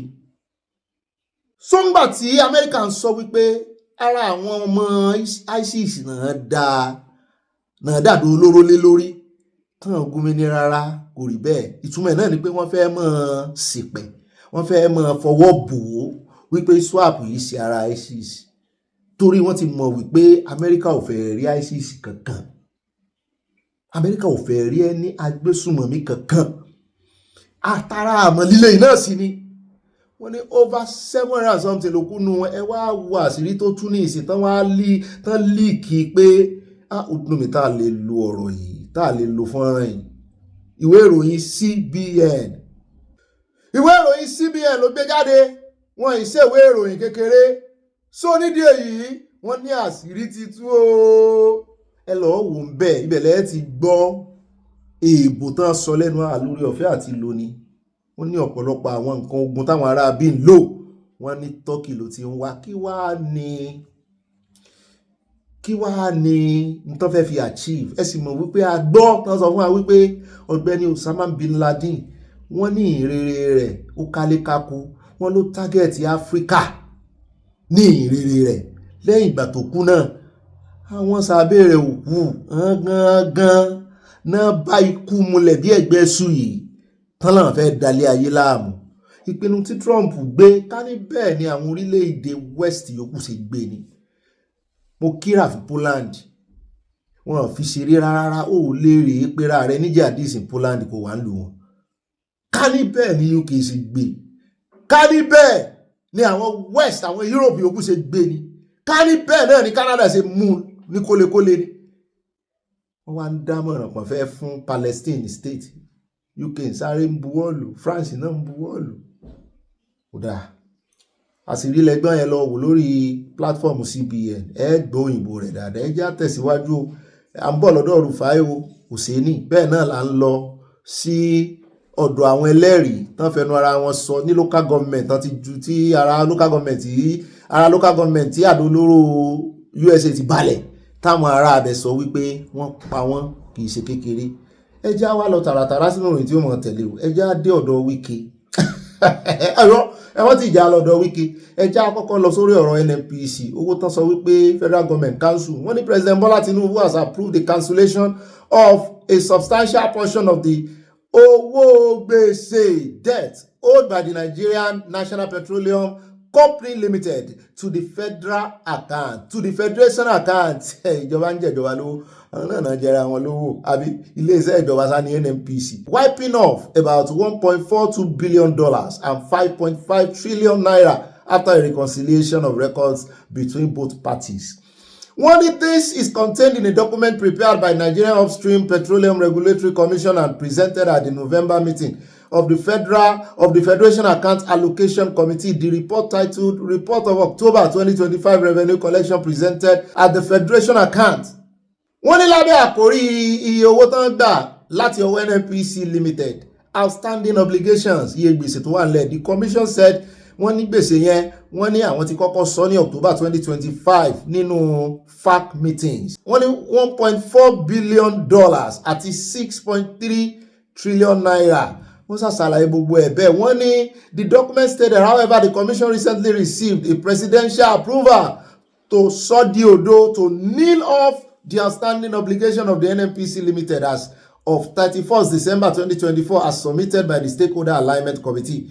Wọ́n ní an analysis of the figures shows that the presidential directive wiped out about 96% of the dollar-denominated debt and about 88% of the naira-denominated obligation previously reported as outstanding. Wọ́n ní iye owó tí wọ́n láwọn jẹ àwọn aráàlú òkèèrè lórí ọ̀rọ̀ subsidy, wọ́n àtẹ̀lé ìtàwọn jẹ local, wọ́n ní gbogbo ẹ̀ ní a jẹ́ pé kò ní nǹkan kan ṣe pẹ̀lú 210 trillion naira tí wọ́n ló miss. Wọ́n lápapọ̀ owó ìró tó 210 trillion naira. Wọ́n ní the approval effectively resolved long-running disputes over NNPC legacy indebtedness to the Federation, while current liabilities from ongoing operation continues to be tracked for future recovery. However, the debt cancellations comes at a time when the Commission is struggling to meet its revenue projection for the year.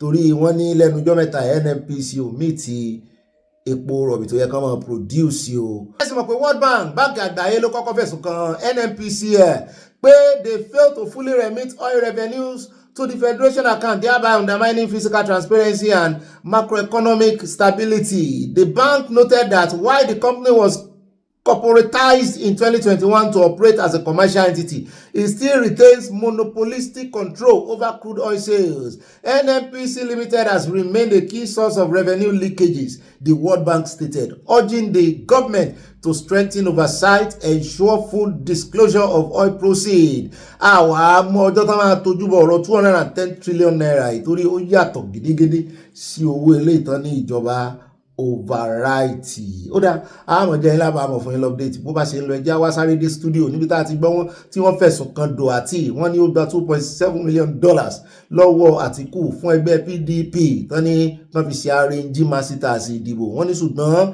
àwọn ò rí tẹ́ńkọ̀bọ̀ kò tọ́ omi lásán ò tọ́ sáwọn lẹ́nu báyìí.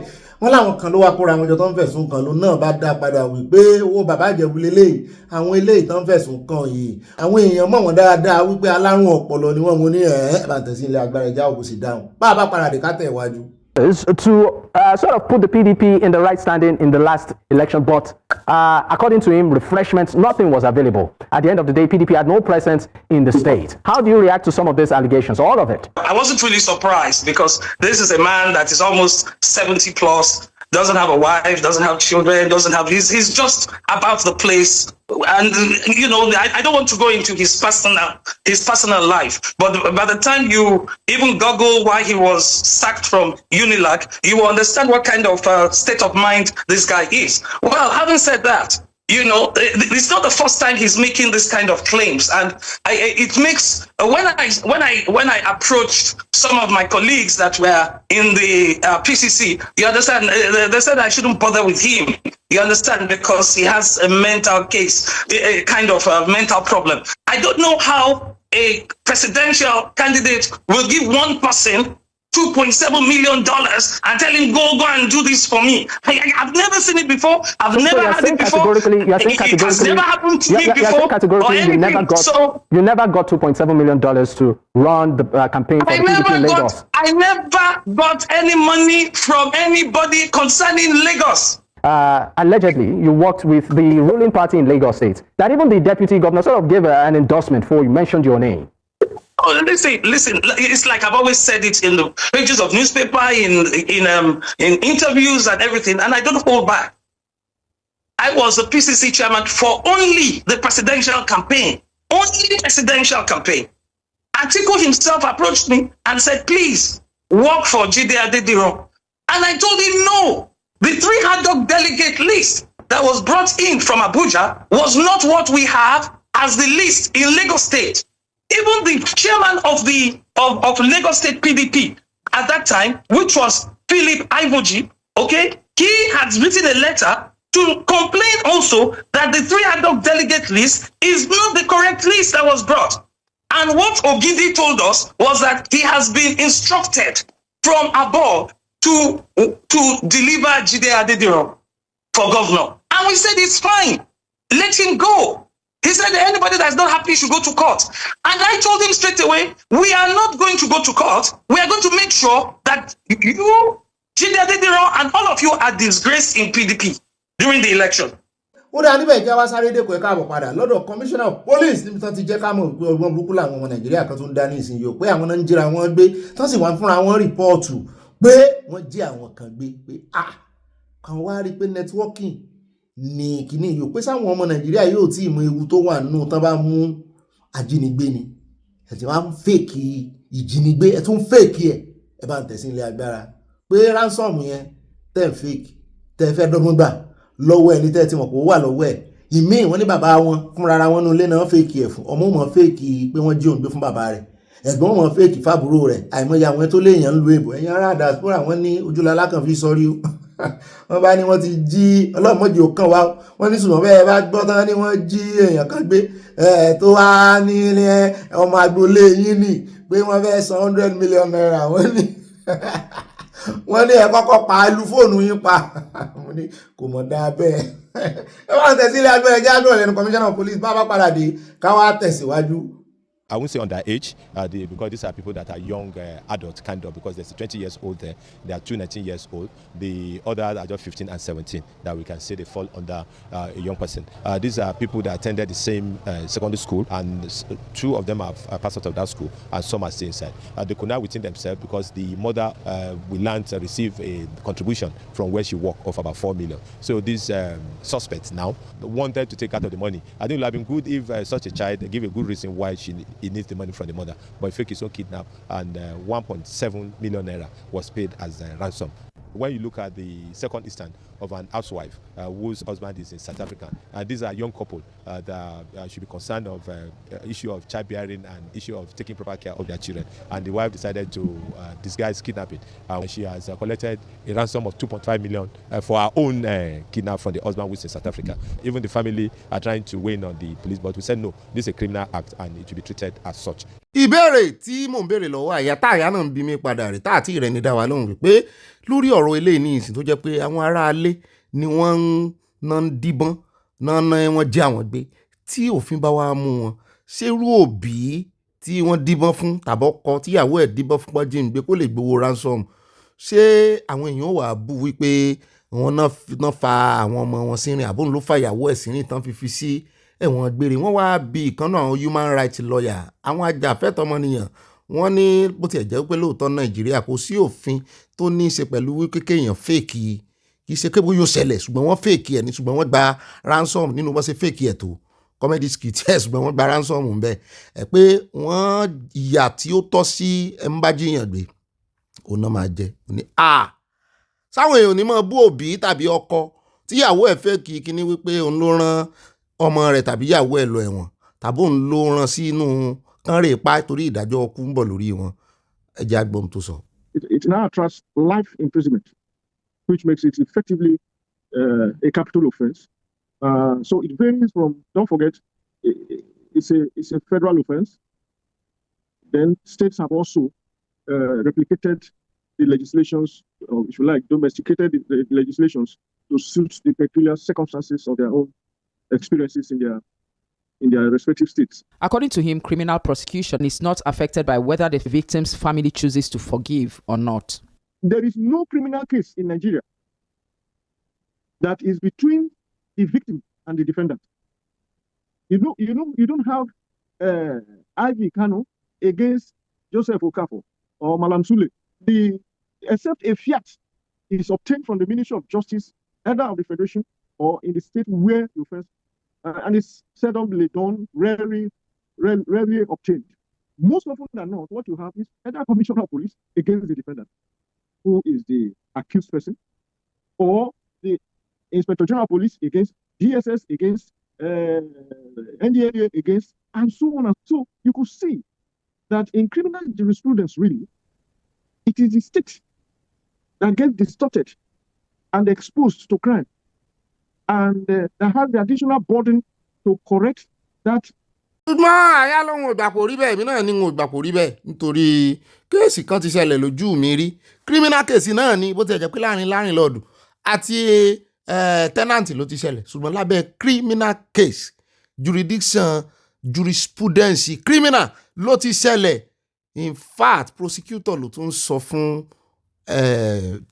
tenant wípé kó jọ kó fi yèdínú àìjẹ́ bẹ́ẹ̀ ó fẹ́ ran tenant ó fẹ́ ran landlord lọ sẹ́wọ̀n nìyẹn o pé tán bá lè settle ẹ̀ kán settle ẹ̀ ṣùgbọ́n ó yàtọ̀ sí eléyìí o ṣé ìyá tí ó bá lọ fẹjọ́ ọmọ rẹ̀ sùn ṣé kò wá torí tí ò bá fẹjọ́ ọmọ yẹn sùn ọmọ yẹn ó tún ṣerú ẹ̀ mi ọkọ náà tí ìyàwó ṣerú ẹ̀ fún tó fèkì pé wọ́n jí ń gbé fún tó ti gbowó ransom bó bá mú jẹ yóò tún ṣèmí o ẹ má jẹ́ àbú àwọn tó lọ fẹjọ́ wọn sùn tó jẹ́ bí wọn o ṣùgbọ́n ṣé a lè wá sọ wípé kán kọ́kọ́ fìyà jẹ wọn ná kán tó wá ní àwọn dáríjì wọn àbí kán tó fìyà jẹ wọn kán náà dáríjì wọn ẹ gbọ́ kálẹ́yìn ni lẹ bára inú situation yẹn n ò lẹ́yìn ló ṣẹlẹ̀ sí kí ni ó ṣẹlẹ̀ tẹ̀sí ń wọ ọmọ yín báyìí kó wá jọ ọmọ kan ṣoṣo lè yan bí ṣé èyí ò mọ wòóràn kan fi sẹ́wọ̀n gbére.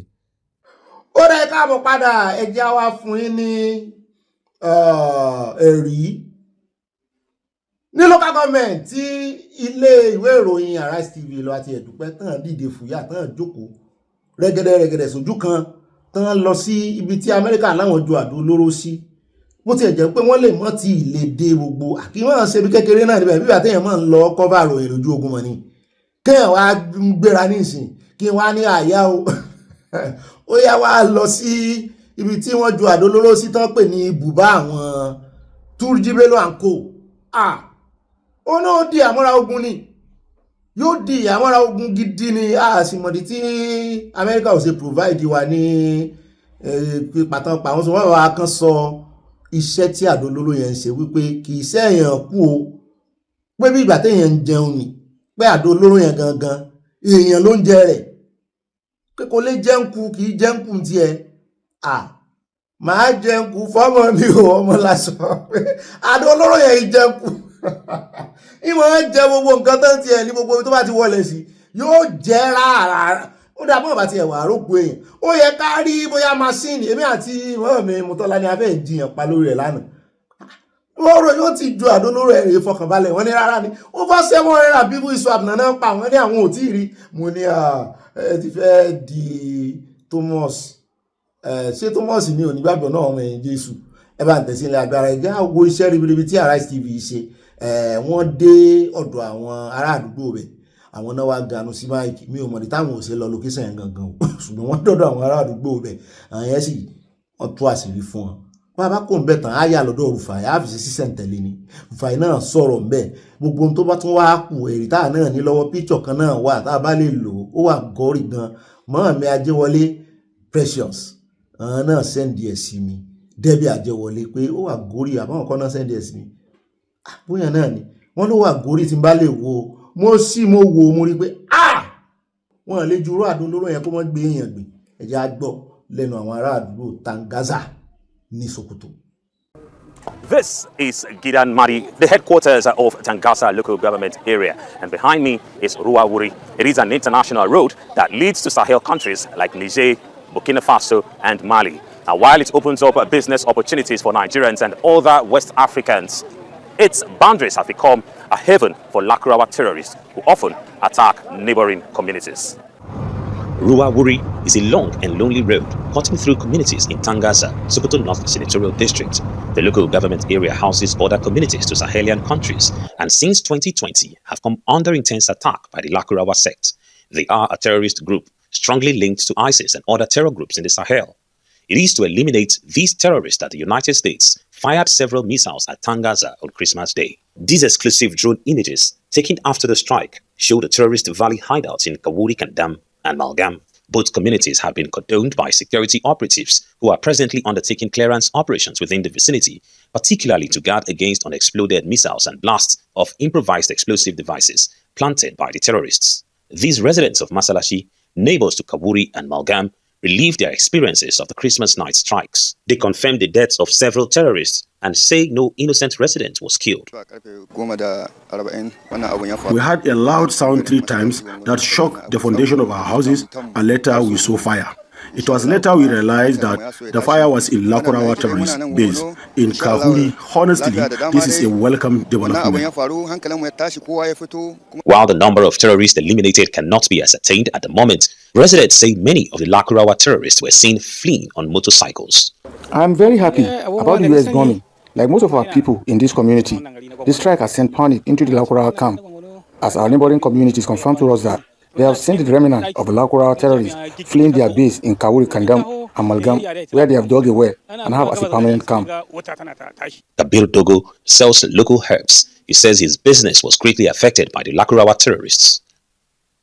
The activities of the Lakurawa terrorists has affected my trade. Aside selling traditional herbal medicine, I used to have a monkey and hyena that I used to entertain people and attract customers to buy my medicine. The Lakurawa killed both the monkey and the hyena and almost took my life. They have disrupted my business and make life difficult for me. Ó náà nìyẹn o, àwọn tó súnmọ́ wọn ní agbègbè yẹn gangan níbi tó ti ṣẹlẹ̀ gangan àtàwọn neighboring communities wọn ní gbogbo wọn náà jẹ́rìí sí. Kì í ṣe pé bóyá iléeṣẹ́ ológun ló rán wọn lọ bẹ̀, Arise TV ló gbé ìgbésẹ̀ ilé yìí.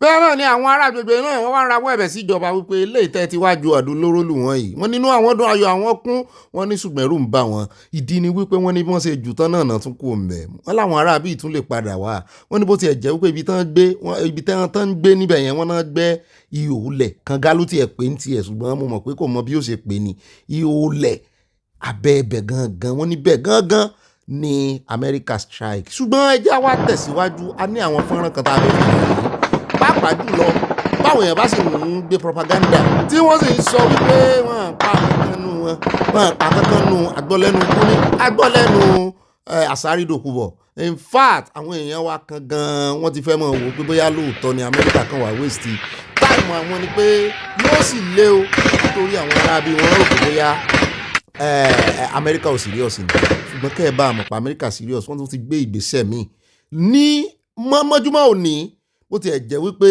orúkọ ológun Nàìjíríà náà fi pe àtáàkì ilé yìí ní Zamfara ló ti ṣẹlẹ̀ ṣùgbọ́n ká tó lọ bẹ̀ á fi fọ́nrán hàn yín fọ́nrán rẹ̀ wá ẹ rí àwọn èèrà á lè pè wọ́n léèyàn mọ́ bí èèrà báyìí bọ́n ṣe pa wọ́n ilé yìí yàtọ̀ sí gbogbo fọ́nrán tá a ti ń rí ẹ jẹ́ àkọ́kọ́ gbọ́ gbogbo àwáwí náà tí Hussaini Rufai sọ nítorí òun náà tàbùkù lé sí ológun Nàìjíríà ó láwọn ló lẹ̀bi ó ní iṣẹ́ Amẹ́ríkà l'Amẹ́ríkà wá ṣe àwọn ti ju àdó olóró tó yẹ kán jù ó ní Nàìjíríà government àti àwọn iléeṣẹ́ ológun ló yẹ kó provide update fún wa tí inú àwọn Nàìjíríà ó dùn wípé ẹ wò kó wọn sì fi wọn ṣẹlẹ́yà ẹ jẹ́ àkọ́kọ́ ìbọn náà ká tó lọ síbi ìṣẹ̀lẹ̀ ti Zamfara níbi tó ti pa over 700 ISWAP members wọ́n pa wọ́n ẹgbàǹgbọ́.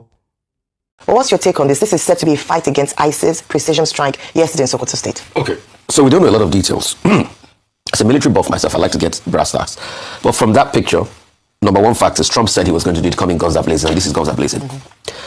I don't agree with him on many things, but he said he was going to do this, and he did it. Probably that's why he has a lot of following among Nigerians. I don't know the architecture of the strike. I can see a warship there. And AFRICOM released a message saying that they did carry out the strike. So maybe it was at one of the waters close to us where America have their warship. That was where that went out. So when they say airstrike, was it a combination of the strikes from the warship and actually you have planes hovering in the air? I do not know. Or were there missiles in there? I mean, were there drones in there? I do not know the architecture of the strike. So what the only Defense Department in America has declassified for us is that picture of one of the missiles coming out. What kind of missiles used? Some have said Tomahawk. I do not know, so I do not have details on that. A lot of details not released. The Nigerian authority has also come out to say, yes, that they provided intelligence as regards that. It is not today, if you check historically, that Nigeria and America has always worked hand in hand as regards raids and attack on Islamists or terrorists, all right? Islamic terrorist groups dropped around villages around Sokoto. We'll be able to weigh that. What's the casualty level? Have we been able to do a reconnaissance to be able to ascertain, okay, how many bandits was killed? What hideout was destroyed? Yeah. We have not gotten pictures on the reconnaissance. Maybe pictures will come out in the coming days. Thirdly, what are the reactions? Yes, a lot of Nigerians are saying, yeah, we're in support of this. We must read Islamists and terrorists and all of that, Islamic terrorist groups and all of that. But Sheikh Gumi has also put out a statement this morning saying that it's time for Nigeria to halt the cooperation with the Americans. And I'm asking, for what? Is this what we want? But he put a caveat at the start of his statement by saying, yes, terrorists should be killed, but it should not be done by terrorists. So I'm looking at it should not be done by unholy hands. So I'm wondering, because I had to go, I first saw it being reported on Daily Post, and I had to go to his page on Facebook to be able to see the full statement. Then I'm looking at I'm wondering, I'm like, this is not what we want, the end to the killings and bandits. And you see, I also heard the Al Jazeera reporter saying today that they're trying to distinguish and say, if there was an airstrike, why should it be in Sokoto? That it should be in Maiduguri, that there's a difference between ISWAP and bandits. No, with due respect, they all do the same thing. They all mean they destroy. They are all terrorists, like the federal government has said. So if we can get to their hideouts, that's just it. What we want is in peace. Or they surrender. That's just it. So Trump saying that this is the beginning of many more strikes to come. Obviously, yes. I know in the coming days, the next thing will be the collateral damage. Yeah. So those that are against the strike, that's going to be the line. They will push the line of collateral damage. And we've seen this play out too many times. Yes, collateral damage, if you can minimize it, that would be great. But we've seen this play out too many times against ige-Jalo, when they started bombarding, these terrorists. And we saw what is it called? In fact, we have started seeing the first line from the likes of the Gumis of this world. They are going to be seeing multiple lines. The second line, they are going to push national sovereignty. But anyway, the Nigerian government has said that they are doing it in partnership with the American government. But you see a lot of those hawks come and push the case of national sovereignty. Right. Then you see a lot of these hawks also come and push the propaganda that then they're going to push the the regional propaganda. Oh, why is it that it's around here that America is doing all of this and all of that? Okay. So you're going to see those reactions in the coming days. But most importantly, we want to end insecurity and want to end this genocide. As regards to terrorists, Yes, I'm happy. And the villagers themselves said they saw terrorists that died as a result of the strike. Yeah.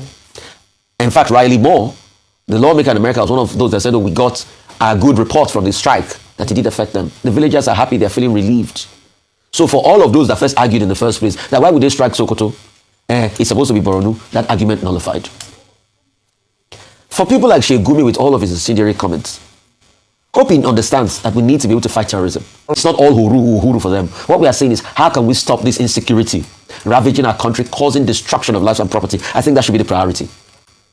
And for all of those that are telling their darrants that, oh, it's against us. No, it's because we want results. And I'm sure they can watch this video done by Ferdinand, that the villagers are actually happy for it. As for Tangasa residents saying that, now in any form of military action, you must expect collateral damage. You must expect that there will be, casualties. If the United States unleashed about a dozen Tomahawk missiles, Professor Mensham, in his commentary, a leading American professor of political science, has told us in a commentary, he was saying that one missile costs about $2 million. So the US will spend about $24 million, not to talk of other logistics financing, just to come and waste resources. Of course, there was prior intelligence, which they say was provided by the Nigerian government. So there must be targets. And they said it was precision bombing. So somebody coming out and say some people, that's no news. In a situation like this, there must be, collateral damages, and precision strike means that there will be damages. The extent, the nature of which we still expect the Nigerian government and the American government to tell us. So it's not picking up street gossip. Tangasa residents saying some people were killed. No, that's not what we need. What we need is concrete information. Whether it is classified or unclassified, an averagely intelligent person must know that there must have been casualties.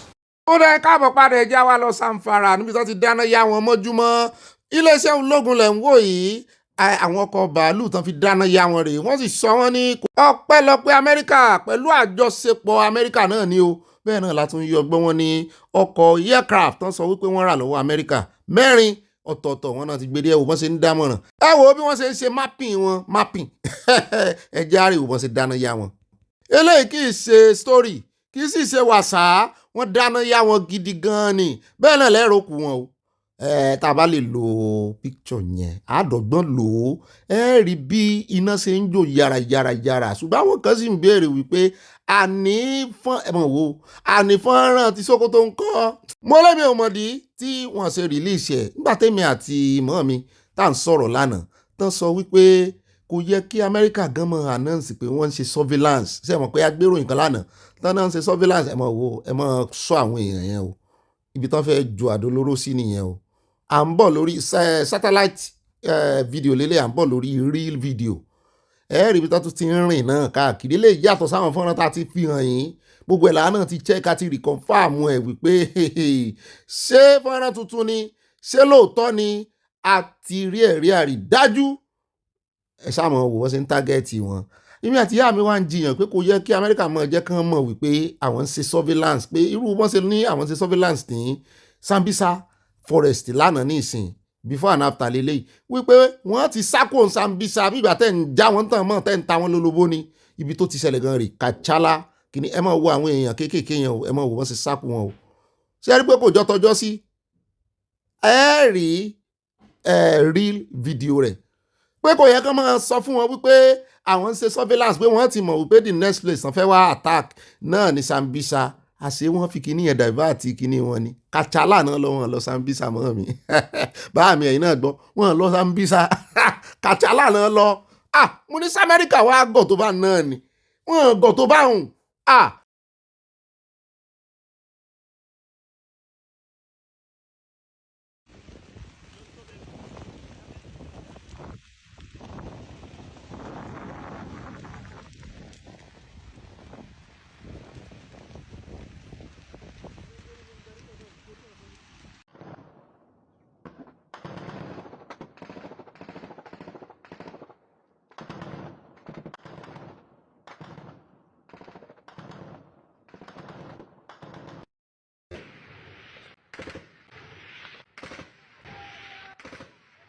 mo kọ́kọ́ rò pé fíìmù mò ń wò ìkan wọ́n ti ń balẹ̀ ìyá yín. Bẹ́ẹ̀ náà la gbọ́ wọn níbi tí wọ́n ti dáná yá wọn níbẹ̀ gangan náà ti ń ṣe explosives gbogbo àwọn kìíní tá a fi hàn yín àti ń fi hàn yín láti bí ọ̀sẹ̀ tó kọjá tí wọ́n máa ń gbìn sójú títì ṣùgbọ́n táwọn ọmọ iléeṣẹ́ ológun Nàìjíríà tí wọ́n ń lọ bẹ̀ tán lọ detonate ẹ̀ tó wọ́n ń dún gbùm lójú títì yẹn wọ́n níbẹ̀ gangan náà ti ń ṣe ibẹ̀ gan náà ti dáná yá wọn ń sàǹfàrà. Ó dẹ̀ káàbọ̀ padà bẹ́ẹ̀ni bá ṣe ń yọ láwọn ọmọ afún ẹja wa tẹ̀sẹ̀ kan dé ọ̀dọ̀ Peter Obi níbi tí ó ti ń sọ fún àwọn èèyàn rẹ̀ pé ẹ mọ́ kọminú ẹ mọ́ dára yín láàmú ẹ mọ́ làágùn jìnnà ẹ mọ́ jẹ́ kí wọ́n dá yín lágbónú ẹ mọ́ yẹ kán dẹ́rù bà yín ẹ mọ́ jẹ́ kí èèyàn kankan dúnkokò mọ́ yín wípé òun wà lákọ bí ìbọn ẹ̀rù òbodò òun gbogbo ìrìnkèrindò akọ́láwọlé òun tóun rìn kiri tóun sáré kiri tóun gbé Nàìjíríà sórí òun ṣùṣùkà pé ẹrù Nàìjíríà wúwo pé kì í ṣe ẹrù tí ordinary VP tó lè rù pé ẹ ń bá jẹ́ president ló lè rù pé èjìká òun sì gbàké dáadáa pé èjìká òun sì gbàké dáadáa pé òun lè rù eré tóun sá kiri torí kóun lè di president ni wọ́n ti bá ń sọ̀sọ́kúsọ fún yín wípé torí kóun lè di VP ó ti lọ gba VP portfolio ó fẹ́ ṣe VP ẹrùfà ó ní rọ́ ni ẹ bá ń tẹ̀sí ilé abẹ́ ẹja àjọ òwú náà ni. Ask you a question. Do you know me in 2018 or 19? I have heard about you, but not to the extent that I do now. Sir. Okay, let me ask you a question. So I'm flying to all over the world to learn how they govern in order to be vice. You know, when people go this thing, I'm not to God. I'm going all over the world. I said, Ibrahim followed me with Dr. Mo to Indonesia, and I spent 1 week or 10 days. Even going outside Jakarta to go and see the president. Do you visit president to learn how to be vice? My brother, good night. Let us not. I said, I'm not God. I might not even be alive in 2027. Are you aware? The best, the runner, the best, one of the best candidates in Brazil died in a chopper. He died in a copter flying around. I'm happy to God that I'm alive. If I tell you the things that I counter, you will not believe it. Every single day. Do you know how many times I want to travel out of this country and I'm not allowed to travel? So please, let us go without the same Nigerian easiness. Nigerians don't want to work. They just assume P2B is contesting for the office of the president. I am not God. God knows tomorrow. God knows tomorrow, and I'm doing so in the most decent manner. Tomorrow, I am most qualified. And I'll tell anybody, I will change this country. Because I've seen the experience. I studied it, I followed it. And you will see it in days to come. That's how I work. Have the capacity, have the competence, the compassion.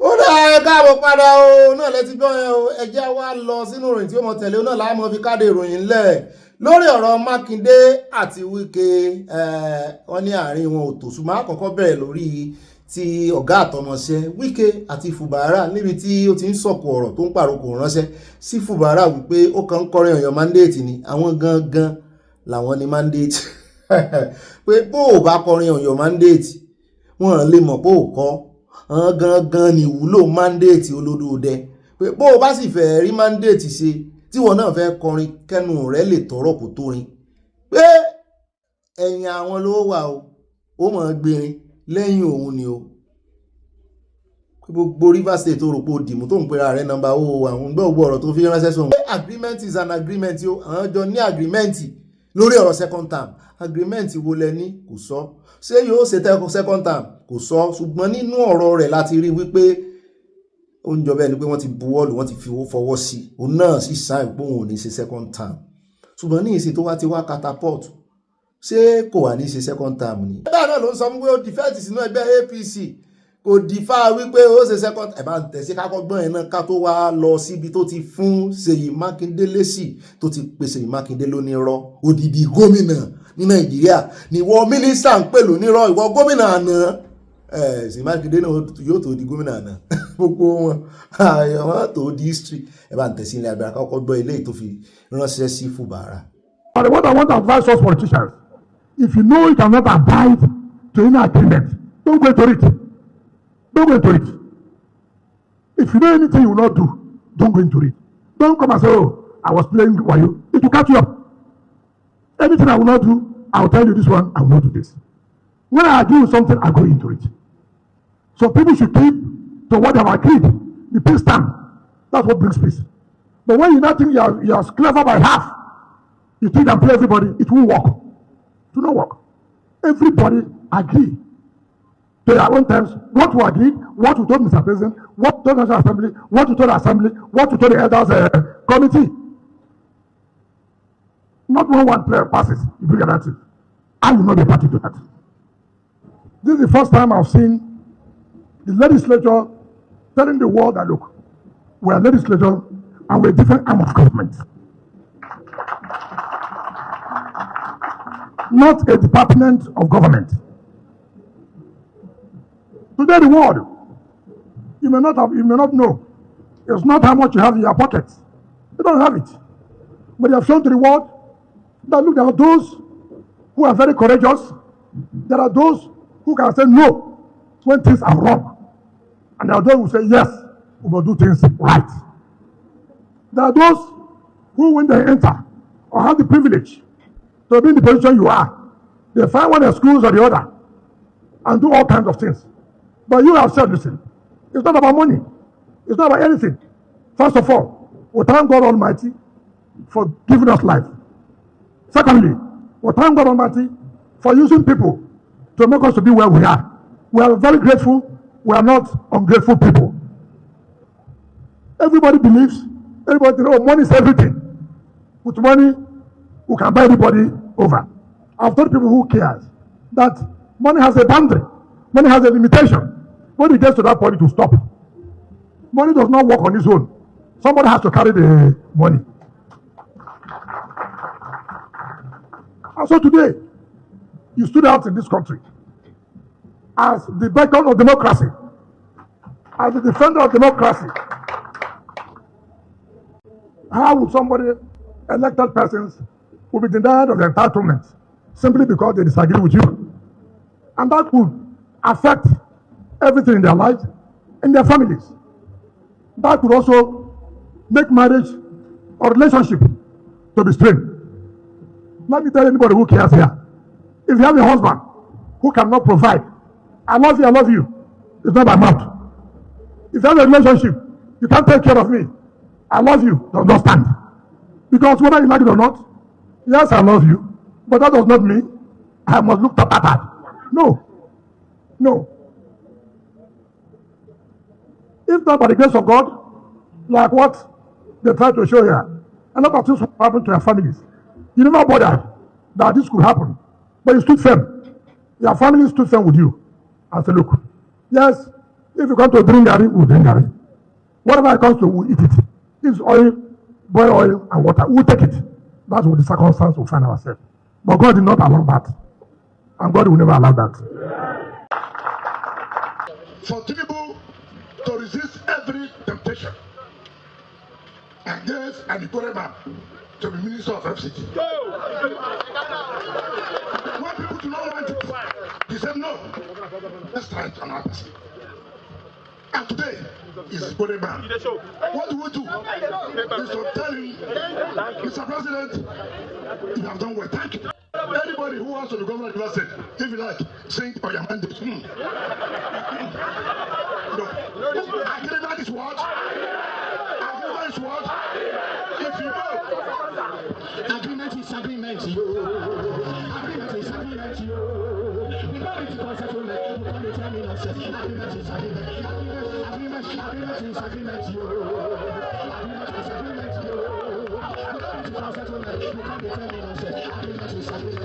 ìtumọ̀ ẹ̀ náà ni wípé ìwé tán tọwọ́ bọ̀ kàn tó gbègbèsè àlàáfíà ni wípé kò ní padà wá lẹ́lẹ́kejì. Wọ́n ṣe bẹ̀rẹ̀ ìjà ní àmọ́ parí part 4 o àbí part kí là ń pè. ó dá ẹ káàbọ̀ padà pápápá láṣẹ àfẹ́pẹ́ wẹ̀ẹ́dẹ́ la fẹ́ fọ̀rọ̀ wọn pa àṣìlọ́nù abalẹ̀ ń bára yìí ẹjá wa lọ síbi tí ó ti ní kí wọ́n mọ̀ bó ń dá Ṣèyí Mákindé lóhùn ó lóhùn tó jára àwọn gbé ó ní gbogbo eléyìí tí Fáyọ̀sé ń ṣe yẹn ó ní preambles ni ó ní kí Fáyọ̀sé filẹ̀ ó lóhùn fẹ́ dá ìjàrá àwọn gbé ṣùgbọ́n ká tó mú fọ́nrán rẹ̀ wá àwọn olóṣèlú yìí wọn lóòótọ́ kọ́bọ̀ ẹ̀ lè bó òótọ́ kankan ṣe iṣẹ́ ẹ̀ lè ṣe ìṣìbá lẹ́nu kan tí ẹ̀ ṣe ìṣìṣòótọ́ kò jọ wọ́n perfect lórí irọ́ àbí ṣe ẹni tó ń gbèjà Ṣèyí Mákindé lánàá ìkànnú àwọn abẹ̀sẹ̀ ẹ lọ́ba ní mọ́ lábẹ̀sẹ̀ ìkànnú àwọn sàbẹ̀ rẹ̀ tó ní Fáyọ̀sé mẹ́rin jáde bó ti jẹ́ pé ẹ̀rí tí Fáyọ̀sé pàpàmù jáde náà kì í tí ì sẹ́ẹ̀rí tó kanlẹ̀ kì í sẹ́ẹ̀rí tó milẹ̀ títí ṣùgbọ́n asáàrí wípé Ṣèyí Mákindé on behalf Ọ̀yọ́ state ó request fún 50 billion ó request fún ṣùgbọ́n ẹni tó gbèjà rẹ̀ ó ní kí Fáyọ̀sé mẹ́rin jáde kò sí ní tó jọ nígbà tán wá mẹ́rin jáde tán wà ṣe ń wá àtàmọ́ ó ṣe wà ní actually 30 billion lẹ́gbà ẹ sì fáwọn èèyàn 10 billion ìmọ̀ ní 20 billion wá jọ wọn kékeré owó ó sì rò pé owó náà ó lè fi ṣe lòdì sí olódòdẹ tó sáyẹn ẹ̀pẹ̀ kan fún ọ àwọn ará bí ìbúrò ibẹ̀ ni ọ̀gbẹ́ni tí wá ní ẹ̀fọ̀hún lẹ̀ fún àti ẹlẹ́yìn Wike ó ní let me put the record straight there was no such meeting wípé wọ́n pe òun àti Ṣèyí Mákindé níwájú ààrẹ òun wá sọ wípé òun máa lock down PDP fún ààrẹ ó ní onírọ́ ni Ṣèyí Mákindé ó ní Mákindé claim is lie ó ní bẹ́ẹ̀ náà ni lórí ọ̀rọ̀ fọ́nrán rẹ̀ tiẹ̀ wá lórí ọ̀rọ̀ 50 billion náà ẹ bá tẹ gbogbo ẹ̀ sí kábọ̀ ogun tí ó sọ bí àlàyé bá ṣe láàrin rẹ̀ bó wá sì jẹ́ ìbéèrè láàbéèrè láàrin rẹ̀ ẹ bá mọ̀ ìfọkànbalẹ̀ o. It is the people there. First of all, if such money, whether it is 1 billion naira, was given to you by Mr. President, approved by Mr. President, you owe a duty to tell your people, see what President has done for us, and I will appropriate it and make sure it is put in the budget for people to know we are getting this money from based on the promise Mr. President has made, right? But you see, it's unfortunate people didn't know. Now, because of this incident, people are like, "What? You collected so monies?" And then his aide just said, "No, it's only 30 billion. Fine. Whether it's only 30 billion or 1 billion, did you tell all your state people that Mr. President, by his own magnanimity, approved this for you?" So it now behoves on your people to say whether such a person can be trusted or not. But let's get into it now then. You're sounding like you want unity and collaboration between leadership, but Ṣèyí Mákindé is accusing you of doing the opposite. So if we get into his media chat that happened not too long ago, he mentioned you by name and said in a meeting with the president that you were present and the president's chief of staff was present, that you said to the president that I will hold PDP for you. And then he said that he went with you to the veranda or the balcony and said, this is not what we planned, or this is not what was agreed to. And then he said that if you're free to support the president if you want to, but he is free not to. Now, is that factual? Because he said other people were there. That's a blatant lie. And that's why, you see, Ṣèyí Mákindé has never called me Wike. Never. That's the first time I hear him say Wike. He has never called me Wike one day. It's unfortunate. First of all, you ask yourself, what was that meeting? What was the purpose of that meeting that would have led me to say, Mr. President, I will hold PDP for you? Why did Ṣèyí Mákindé not come up all this while to tell the party, see what Wike is doing? I was in a meeting and see what Wike said. It's not correct. And let me put the record straight. There was no such meeting. Rather, my humble self, the former governor of Benue State, the former governor of Abia State, Ibazu, the former governor of Enugu State, Ugwaye, and Ṣèyí Mákindé, we went to see President. That's the G5. Yes, we went to see President to discuss, of course, elections were over, to discuss about certain things. While we were there, the Chief of Staff, of course, you should know that the Chief of Staff is always around the President. I was the one who said, look, Chief of Staff, I'll come and so that we can, remind the President of what we have discussed. There was nothing like a meeting. We booked to go and see Mr. President. So you could not, it is completely out of place for anybody to say that in that meeting, I said to Mr. President, I will hold PDP. That's very unfair. Very, very unfair. For the frustration, if you can see, if you watch Makinde on that media chat, you can see frustration. And this is a young man who have advised severally. Politics is not like being a contractor with Shell. Politics is not like being a contractor with the mobile. It has different rules. It had different. When did Seyi Makinde come into politics? When did he come into politics? And you see, there's nothing wrong in having ambition, but the ambition must be tailored according to the rules. Ambition? What do you mean by ambition? Running for president or what? He has not even had the guts to tell us that he wants to run for president. Let him say that he has told anybody. But we know we are not kids. You see, there are things you can do. I think that people don't know. People do. They watch you. They follow what is going on. How did PDP enter this crisis? It is Seyi Makinde's ambition. How did we enter the crisis? He went and arranged with some people to make sure that National Secretary is ousted. He allowed people to go to State High Court in Enugu. When you know that the State High Court has no jurisdiction over that matter, they got the judgment. No problem. Samayan went to the Court of Appeal. On appeal, Samayan won. We all agreed for the party to move on. Look, convention will be coming. Why not allow this to go on? We have only 1 year. So what are we pursuing? In the convention, you will make sure those who don't want them to come back will not come back. He refused and went to Supreme Court. When he got to Supreme Court, he lost. He still believed that no, Supreme Court said the party has no jurisdiction. Come on, what are you doing? Who appealed to Supreme Court? You and your colleague, you and your co-host appealed to Supreme Court and you lost. Until when they went to INEC, INEC told them, listen, as far as we are concerned, in our system, the secretary of the PDP is Senator Sam. Right? Now, Saraki, we can bear this witness. We have met the Saraki's guest staff severally. Fintri, the governor of Adamawa, was there. Bola, the chairman of Governor Forum was there. Saraki said, was there. There's nothing you have agreed to do that Makinde will not go and do a different thing. There's nothing. And this is why we are here today. Because, okay, look at even the convention, for example. The Board of Trustees set up a committee to say, look, what do we do? Committee headed by Wakil Adamawa, former governor of Osun State, former deputy governor and chief of staff to President Jonathan Ogedeme, Senator Zainab Kure, and 2 other people came up with a report. Look, let's not go for this convention. Let's set up caretaker committee. The same Seyi, of course, you know Adolphus Wabara. He has no name. You know he has no name. But just mention his name. He has no name. That does not mean that that's the name. They don't know what to put me as the Senate president was just bribe of 50 million naira. Everybody is aware of that. He went, they now denied and said, oh, the committee was compromised. There are 2 judgments of the Federal High Court, Justice Omotosho and Justice Little. Substantive judgment, not others. Seyi Makinde, what I say, frustration can make you do a lot of things that will cause damage. He went to Ibadan State High Court to obtain an ex parte order. State High Court to obtain an ex parte order for them to still go on with that convention. How could an ex parte order override substantive judgment of 2 courts? Of course, he had done his so-called convention. INEC was not there. INEC refused to recognize them. Then, in that same matter, INEC filed a preliminary objection to say that, look, court, you have no jurisdiction over us. Why would we be a party to this? And the court agreed and struck out INEC name. So there was nothing binding on INEC. The same person now had gone to the Federal High Court in Ibadan to recognize them. Recognize the convention we have done. A convention that Federal High Court has said you cannot go ahead and do. You have after disobeying the court judgment, you now filed at the Federal High Court now in Ibadan. Now look, recognize us as the legitimate principal officers. That has not been settled. He has gone again to file at Federal High Court in Abuja against police until the secretary said we can use.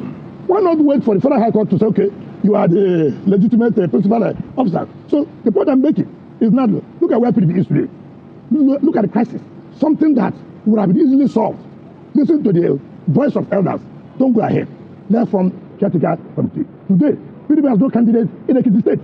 Today, PDP has no candidate in Osun State. Now, when you say one-party state, who is making us have a one-party state? If you have listened to people and allowed due process to take place, would the issue of one-party state arise? You are the one who is creating one-party state, and yet they are accusing.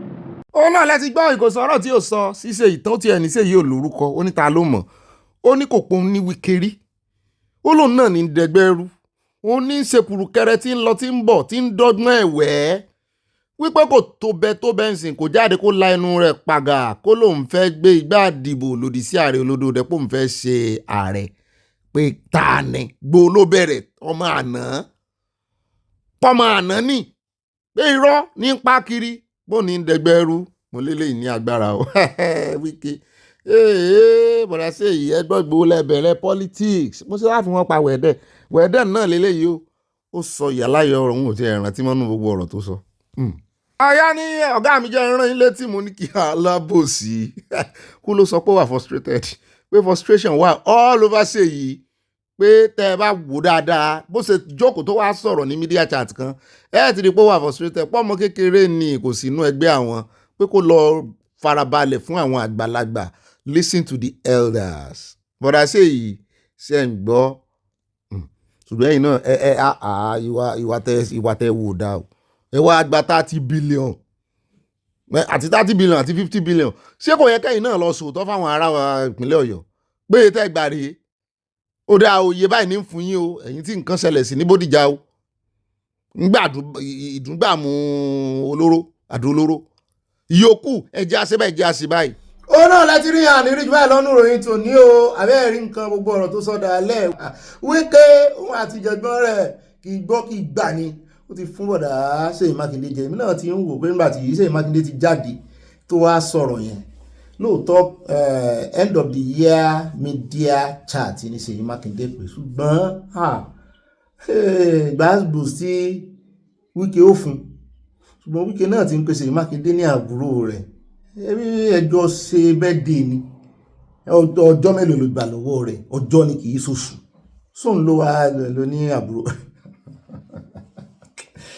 àrùnrin bára wa ṣe fi wọ́n lẹ̀ jẹ́ kán yẹ̀yẹ́ ara wọn wọ́n ní bẹ́yàn bá fa gbùrù ó fa igbó kí ni igbó fà àmọ́ mi kan ló po yẹn òwe yẹn gbùrù ó fa igbó láti máa dúró mọ́ mi parí òwe yẹn kí wọ́n fi parí ẹ̀ nínú comment section lánàá kí ni téèyàn bá fa gbùrù á fa igbó kí ni igbó máa ń fà wọ́n ó tún yín bí èmi mọ̀ àbúrò pàdé lọ́la wọ́n mọ̀ retí answer yín lọ́la o 5 lines tá à ń sọ ó dinú ọdún 2026 òun náà là ń wò wájú wa yìí ǹjọ́jọ́ mélòó ló kù bàbá kéènì mọ́ káyọ̀ ní kò ń bẹ̀ ó kọjọ́ méjì ẹ kọ kọ́mẹ́ǹtì falafala ẹ bá fi di 2021 ẹ jọ 5 lines ní ẹ fi múṣẹ́ rọrùn báwa náà à ń bẹ̀rẹ̀ ni ẹ fi múṣẹ́ rọrùn iléèwé ìròyìn mélòó ní ń ka kọ́mẹ́ǹtì tá a tún kà sórí agbágbé àti pé àfẹ́ kó bọ́rìn àfẹ́ kó gùn jù ẹ ṣe yóò yẹ yẹn ti gbà bí i yọ̀ọ̀dà fún ẹlẹ́yà mi ẹlẹ́yà ti padà wálé o ìdajì àárọ̀ ìyànkẹ́ àṣùbà lọ́wọ́ àṣùbà àkọ́nà wọn kí láàárọ̀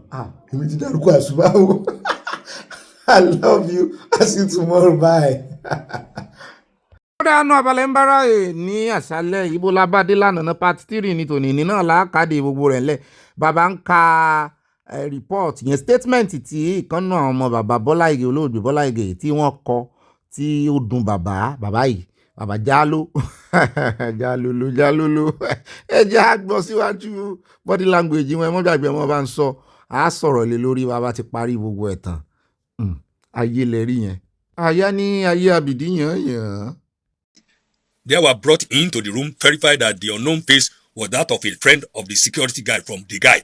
After returning from home from the hospital, the items stolen, that's what I want to emphasize. The items stolen from our house include sum of money, 300,000. Andamized Piguet gold, watch, name verified, jewelries, one number missing, burgundy briefcase, leather, suede, diplomatic passport, Chief Bola Ige. Further to my statement, I can recall that there were 2 unexpired cartridges by my dad body, and the 3rd cartridge was found by the CP police when they were conducting a search of the room where my daddy body was found. Now, what is the point we should take away from what you have read? This statement was the one he made when the thing freshly happened. And if you look at the way he put down the statements, you will see that it was a burglar atomizing what was stolen, including a sum of 300,000 naira, a burgundy suitcase belonging to his father, some gold, some jewelries. How can I go and start doing all those? So what's the point you are making? The point I'm making was that if you go further, 2.5 years later, because throughout this proof of evidence, nobody mentioned my name. Nobody mentioned my name that I'm involved, and they have to rope me in. 2.5 years later, he now came to court with a fresh statement. It will be in this paper that because all along we are in the court. So while the court cases were going on, you were in prison? We are in prison. We are being brought to court every day. You were in Agodi prison? In Agodi place. Nobody ever mentioned my name. Even those who put hypothesis, they cannot come and verify it. And I was a target.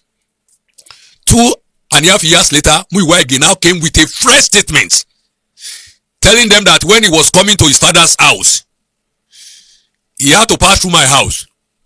And he saw one vehicle belonging to the chairman of Ife East local government. He quoted the number of that vehicle belonged to Ife East local government chairman, who was a strong supporter of Omishori. He said he saw 5 FT people in dark glasses entering my house, parking that car in front. The day his father was... The day his father was born. That was 2.5 years later. Then he said apparently those 5 people in dark glasses were the one that brought that car, because the Ife East chairman was a supporter of Omishori, and Ife Central chairman was a supporter of Chief Bisi Akande. Unfortunately, when he finished writing that statement, he misquoted the number of the car of Ife Central to that of the East that they want to knock. So he said apparently those people from my house. That was 2.5 years later, and said they went to my house. It was when they showed the statement to the chairman of Ife East to confirm whether that car belongs to him or not, that the man told them that this car did not belong to me, this number belonged to the chairman of Ife Central. That was what saved me. You can see the hatred, the malicious hatred. Why will anybody from the Bola family want to hate you? Because I don't know. It's not everybody. It is him. He was being schooled. And I cursed myself that day. I cursed everybody. I cursed himself, those who brought him here, that if I know anything about Bola's death, or even I have any inclination or plan, or they start murmuring it where I'm sitting, I pray to God to strike me, to destroy me, destroy my wife, destroy my children, destroy everything I stand for. Say, did you meet Frayo before the murder of Bola? I never knew him. So at what point did you meet him? At detention. Were you in the same cell? No, we were not. He was brought about 3 months after we were being in police custody. You were in police custody for how long? Totally about 10 months. Which of the police stations? First, Ige-Jalo. In Lagos? In Lagos. So at what point were you moved from Osogbo? We were in Osogbo for about 5 days. I was in Idiaro police station in Osogbo for 5 days. I think Alawi is in another cell for 5 days. And it was the two of us that they first, arrested. And they moved us, 5 days after they moved us to Adigunjale in Lagos. And we were in Adigunjale for about a week. We didn't stay in the same cell anyway.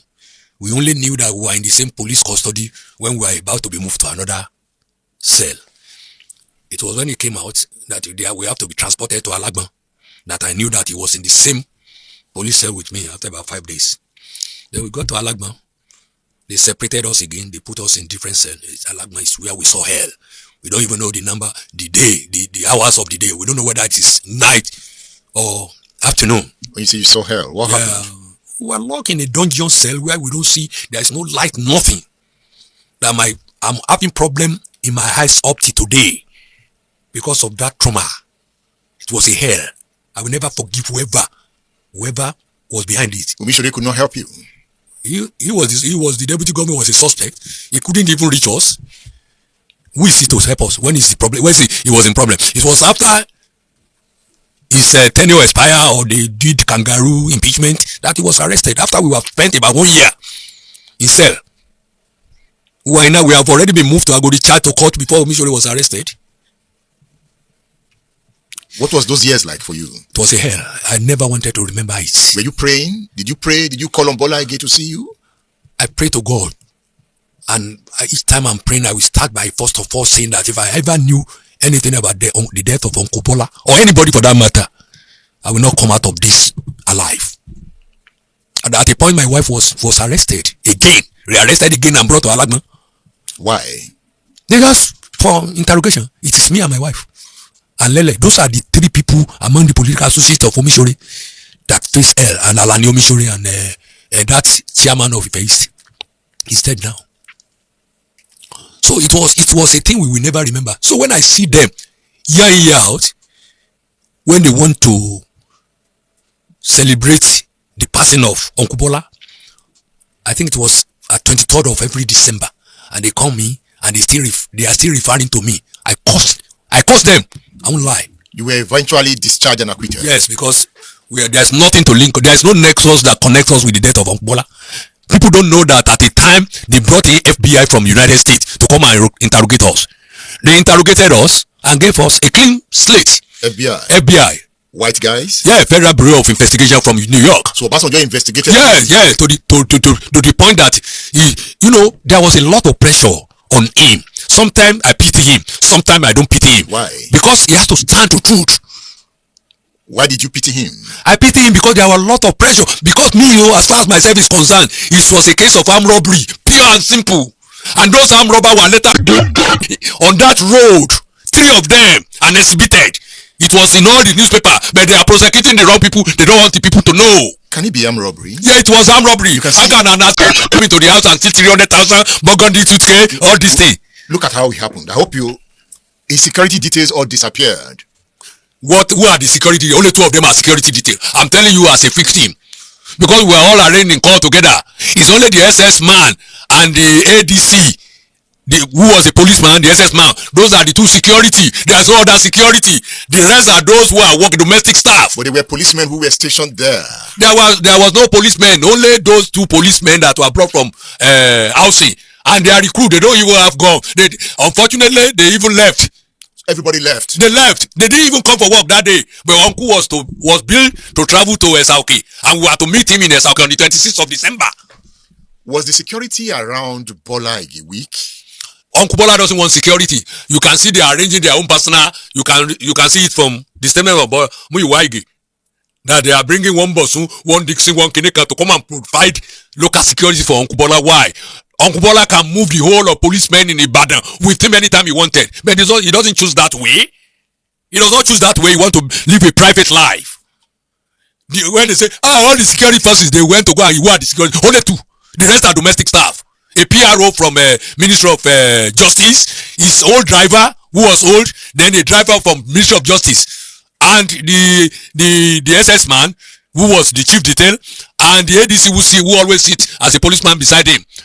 Only 2 of them are armed, and they kept their ammunition at home when Uncle Bola instructed them to go and eat. You saw it here. He said you have to wait and take so back to Ring Road before you go to eat. Why should they go and eat? As I'm speaking to you today, all my domestic staff, security, drivers, and everybody, they eat 3 times in my house. They eat 3 times in my house. My house cannot be porous. It's a lesson. Look at this government. They have all the security. Who are the security? Only 2 are security men. At some point there was this suspicion even around Obasanjo. Yes, that's why I said I pity him. And he has no control over what is happening. I called the Afenifere to be investigated. Bisi Akonde said it was state murder. Well, that is his belief. Everybody has their own belief. He wrote anything in his book? Yes. I interviewed Yes. I saw him and I credit him for recanting that those of us that were prosecuted were wrongly prosecuted. I saw his interview with you, and I will always give in to him. To err is human, to forgive is divine. But he pointed finger at something. Government. That is his own belief. I'm not here to defend the government. I'm only telling you what I felt. That these armed robbers, the people in that area are still alive. Go there and investigate and confirm whether what I'm telling you is right or wrong. I said those people were later killed in front of that road. What do you call that? That road? No, that crescent. At the crescent. They were killed in front of at the gate, because by the time they came to operate again, they have mobilized securities. They saw up security in that area because they are troubling them. They lock all the adjacent gate. That was the time they went to rob one colonel in that axis again. By the time they were rushing back, the colonel had alerted the police, And they lay ambush for them, they close the gate. And they shot them. I had their picture in the front of the Sun newspaper. I still kept them in my house. So to you, it wasn't political? It was not. It was like a pure armed robbery. It was because Bola was cheaply. It was a pure armed robbery. Was Bola planning to run for president come 2003? Of course, he might. He has not told us. But by the time he resigned, he said he's coming home to organize the AD. He said that he's coming home to reorganize the AD. And when he resigned, he has gotten another appointment at the United Nations. But Obasanjo did not accept the resignation. Did he? I don't know. I don't know anything that happens in that axis. I don't dabble into what I don't know about. Because those who pointed their finger on us, not only me alone, we die unmourned and unsung. In their life, they will regret. I'm a son of a cripple. They will regret. You later became the Minister of Police Affairs. Before that, I became the Commissioner for Education in my state. Before that, I have been a Director General of the Ministry of Commerce and Industry in my state. It's not that I'm just taking political offices. I work for it. When you became Minister of Police Affairs, yes. Did you look at the files again? I don't look at it because those police who connive, they ran away from me. Some of them were. Which police connived? Bola, the AIG who led the investigation, was a relation of Mrs. Ige. Nioloko. In an advanced country of the world, such person supposed to rescue herself from investigation. He was the one that led the investigation. They gave her our name and asked him to find evidence to rope us. That's what they were doing. You are raising allegations. These allegations. Yes, it's an allegation I'm raising. When you were a minister, did you look at that file again? I don't. It has passed me. I've been vindicated. If not because each time they come before the press every year and still stylishly point accusing finger or not, I wouldn't have, care about anything other than to mourn the death of Uncle Bola. But did you go to court at some point for libel? I think Omishore did. I didn't. When? Why didn't you go to court? You felt they were defaming your name. Did you go to court for defamation? Well, I did not go to court for defamation. Whom am I going to go to court to say they are defaming my? Is it those unknown people that accuse us wrongly? Apostatizing? I didn't, because God Himself vindicated me. God Himself vindicated me. What? Do I have to worry? Do I have to worry? The way you shed tears during the Senate screening in 2014, when you appeared before the Senate, when you were nominated as a minister, why were you crying? Yeah. You press men, you are sometimes sensationalized. I went into the Senate with a lot of petition written before the Senate against me, led by Senator Adeyeye from Okila. That one, I wasn't well read. Two, that they should remember that he was one of those accused of Bola. That they should not even invite me to the Senate at all. Talk less of screening me. That brought a lot of argument within the Senate. But at the end of the day, they all agreed that they should call me in. After they have screened all other colleagues of mine. About a week, I was left alone coming to the Senate every day without me being invited into the Halo chamber. At the end of the day, they called me in and I told my story. When they said I didn't read, I told them I went to University of Ibadan, not Chicago, not Canada, not London, not Oxford. I went to University of Ibadan, here in Nigeria. It won't take them more than 2 minutes to call the VC of the university, and I gave them my matriculation number to verify whether I'm read or not. And my certificate is in front of them. Because it was that day that they first of all saw my certificate in my, what do they call it, CV. Leaving that aside, I told them the story about myself and Uncle Bola. Nothing until what's happened between us. And when somebody stood up to say, can I swear with the Quran whether I knew anything about Uncle Bola's death, I was almost asking the Senate President to oblige me with a copy of the Quran. When the whole Senate roared and shouted on that man that this place is not a court of appeal and they don't swear here. And 11 years after, why are you now bringing that in the Senate? So that kept them quiet. So they asked me to go, and Omishore got permission to witness my screening as a former senator. The 3 senators from Osun were against you. Definitely, they were against me. One was so vicious about me. That is Senator Adeyeye. I went to him, he said, you better go. Nobody's going to screen you because you can't like it. You went one-on-one to him? Yeah, one-on-one. Senator Omowara took me to him. That they should listen to me now. And he lambasted. He lambasted me. He didn't even allow me to talk. He said, you better go. Nobody will call you into the chamber. That man, That's why when you see me, you take time to go away. But the thing in Jalo is gone. But I've left them to God. God's judgment is much more better than that of human. It was Omishore that nominated you for that post, right? I don't know. It was Jonathan. Jonathan. Is Omishore the president? But it was Omishore that picked you. I don't know, but I know that no, you cannot be picked for anything without somebody influencing it. Omishore influenced it, right? Perhaps, maybe. Compensation for Adesina? What have I done? What has he bought from me? That is need compensation for all the stress you have gone through because Am I the only one that gone through that stress for him? I was just lucky. I'm a political actor. Was he the one that made me this Director General in Osun State? Was he the one that made me Commissioner for Education in Osun State? Was he the one that made me an SA in Osun State? God used people. Perhaps God used him positively in my life. Having gone through those stress. Can he just become whatever he become today without people around him? People like me? He can't. What is your relationship with Omishore now? As cordial as ever. For life. For life. For life. We might disagree in some aspect of politics as a point. Because I'm not the only person that I cannot disagree with was Bola. And when I'm right and he thought I'm wrong, I will agree that I'm wrong. That's the way I look at him until person. And that's why I will not forgive those two people. And they know. You won't forgive. I won't forgive. I won't forgive. They will say, who is asking for your forgiveness? I mean, I don't care. I don't care. But So God, keep your forgiveness. God himself has compensated me. Has seen what is in me. My holistic approach to politics. And my loyalty to Uncle Bola himself. How does your family feel about all this? Well, when I'm in trouble, they were all in trouble with me. When I'm okay, they are okay with me. That's the family of politicians. You are no longer in trouble. I'm not. Who You're can fine trouble now. at 70? Who can trouble me again? Except that person wants trouble from God. Who can trouble me? Oyewale Adesie. Nobody. You are writing your memo. Yes. How far have you gone? Well, I've gone a little bit. If God spare my life to complete the autobiography, then I'll be happy to launch it at the right time. Probably when I will be 75 or 80. I know you must have written a lot about Bola again. Of course. And about what happened. Yeah, of course. Your prison experience. All what I've said to you, some of it have been there. And all these statements have been included. Were you in VIP in Agodi prison? No. Which VIP? Well, we are all dealt with like other common criminals. Some people will say, one gbadun be. Let them come and sleep in Agodi and see how they are gbadun.